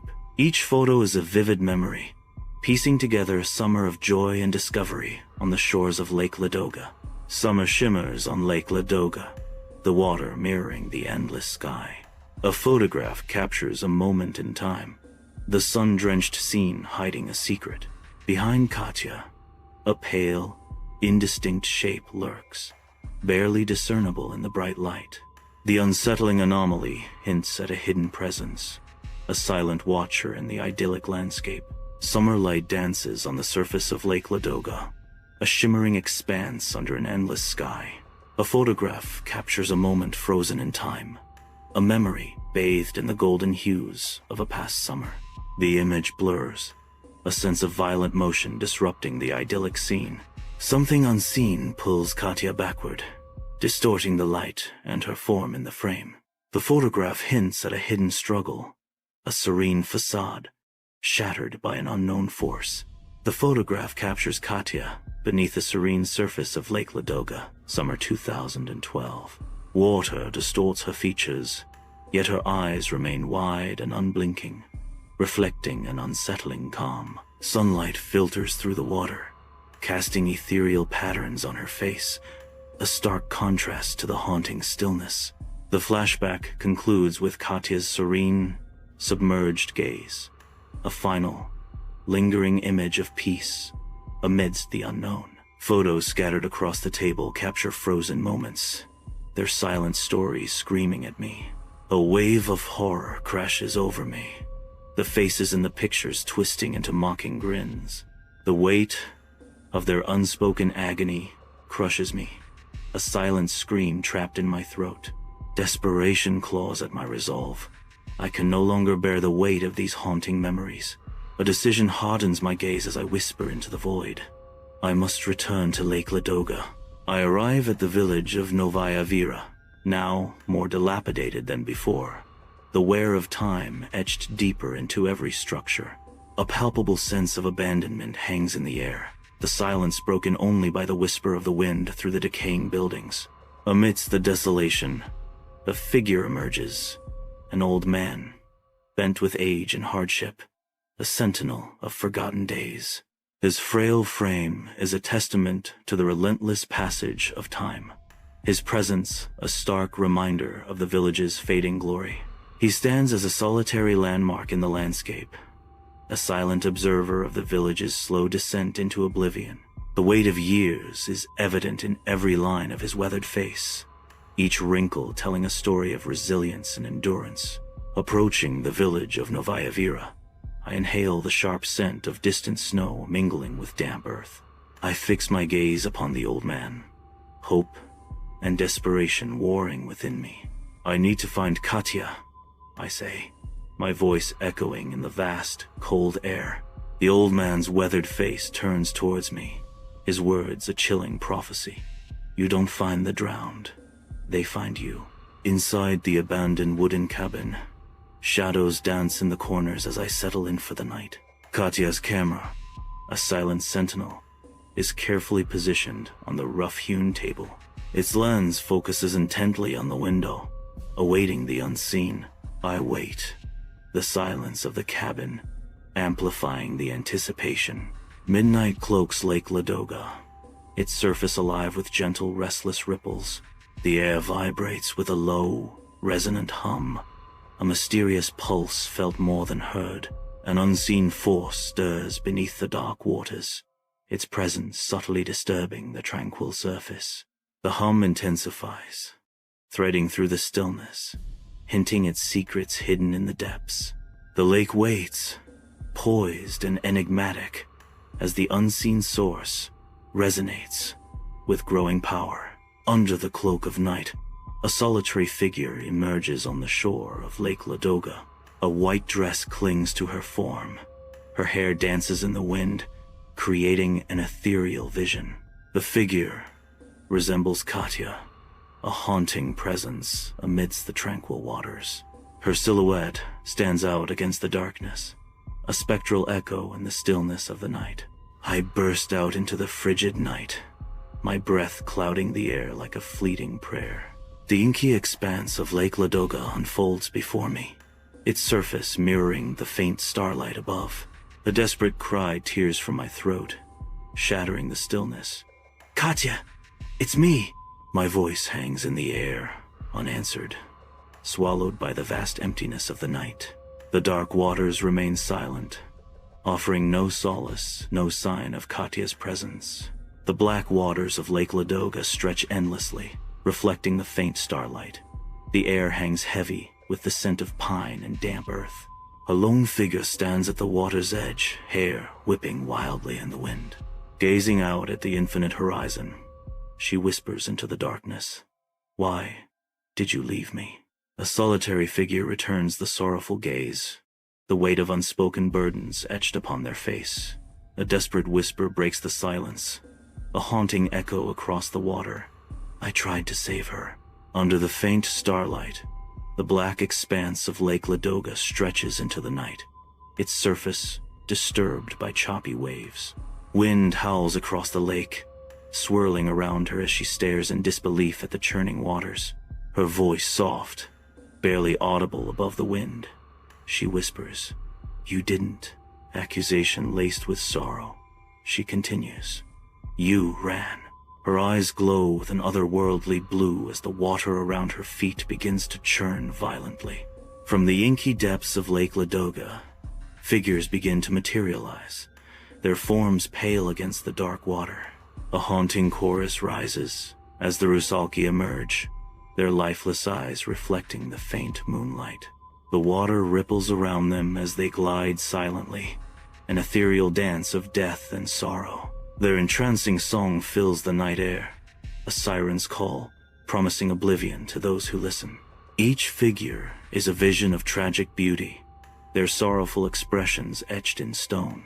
The Rusalki's haunting melody intensifies, a hypnotic lure drawing closer to the unsuspecting. I stand at the edge of Lake Ladoga, the dark water rippling under the cold night sky. The biting air stings my skin, but my eyes remain fixed on Katya, waist deep in the lake.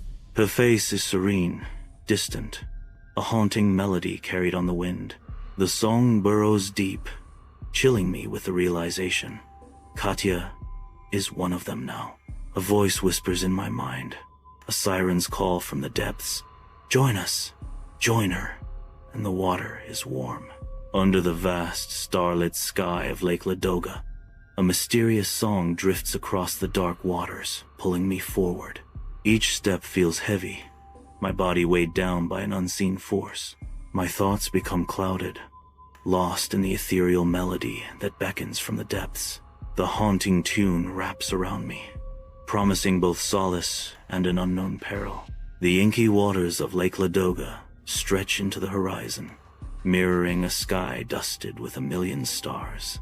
Glimmering on the water's surface, ethereal faces begin to materialize, each a trapped soul reflecting the starlight. Ancient, weathered faces swirl alongside youthful countenances etched with raw terror, their stories lost to the depths. The spectral visions intensify, a haunting tableau of a past, swallowed by the lake's dark embrace.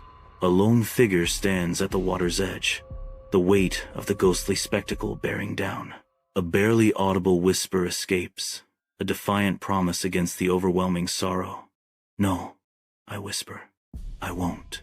Under the vast, starlit sky of Lake Ladoga, the humming abruptly ceases. The figures encircling Katya become statues, their movements frozen mid-action. Katya's smile wavers, the first hint of uncertainty shadowing her features. A soft, almost pleading tone escapes her lips, a promise and a question hanging in the night air. "You'll come back," she says softly. "They always do."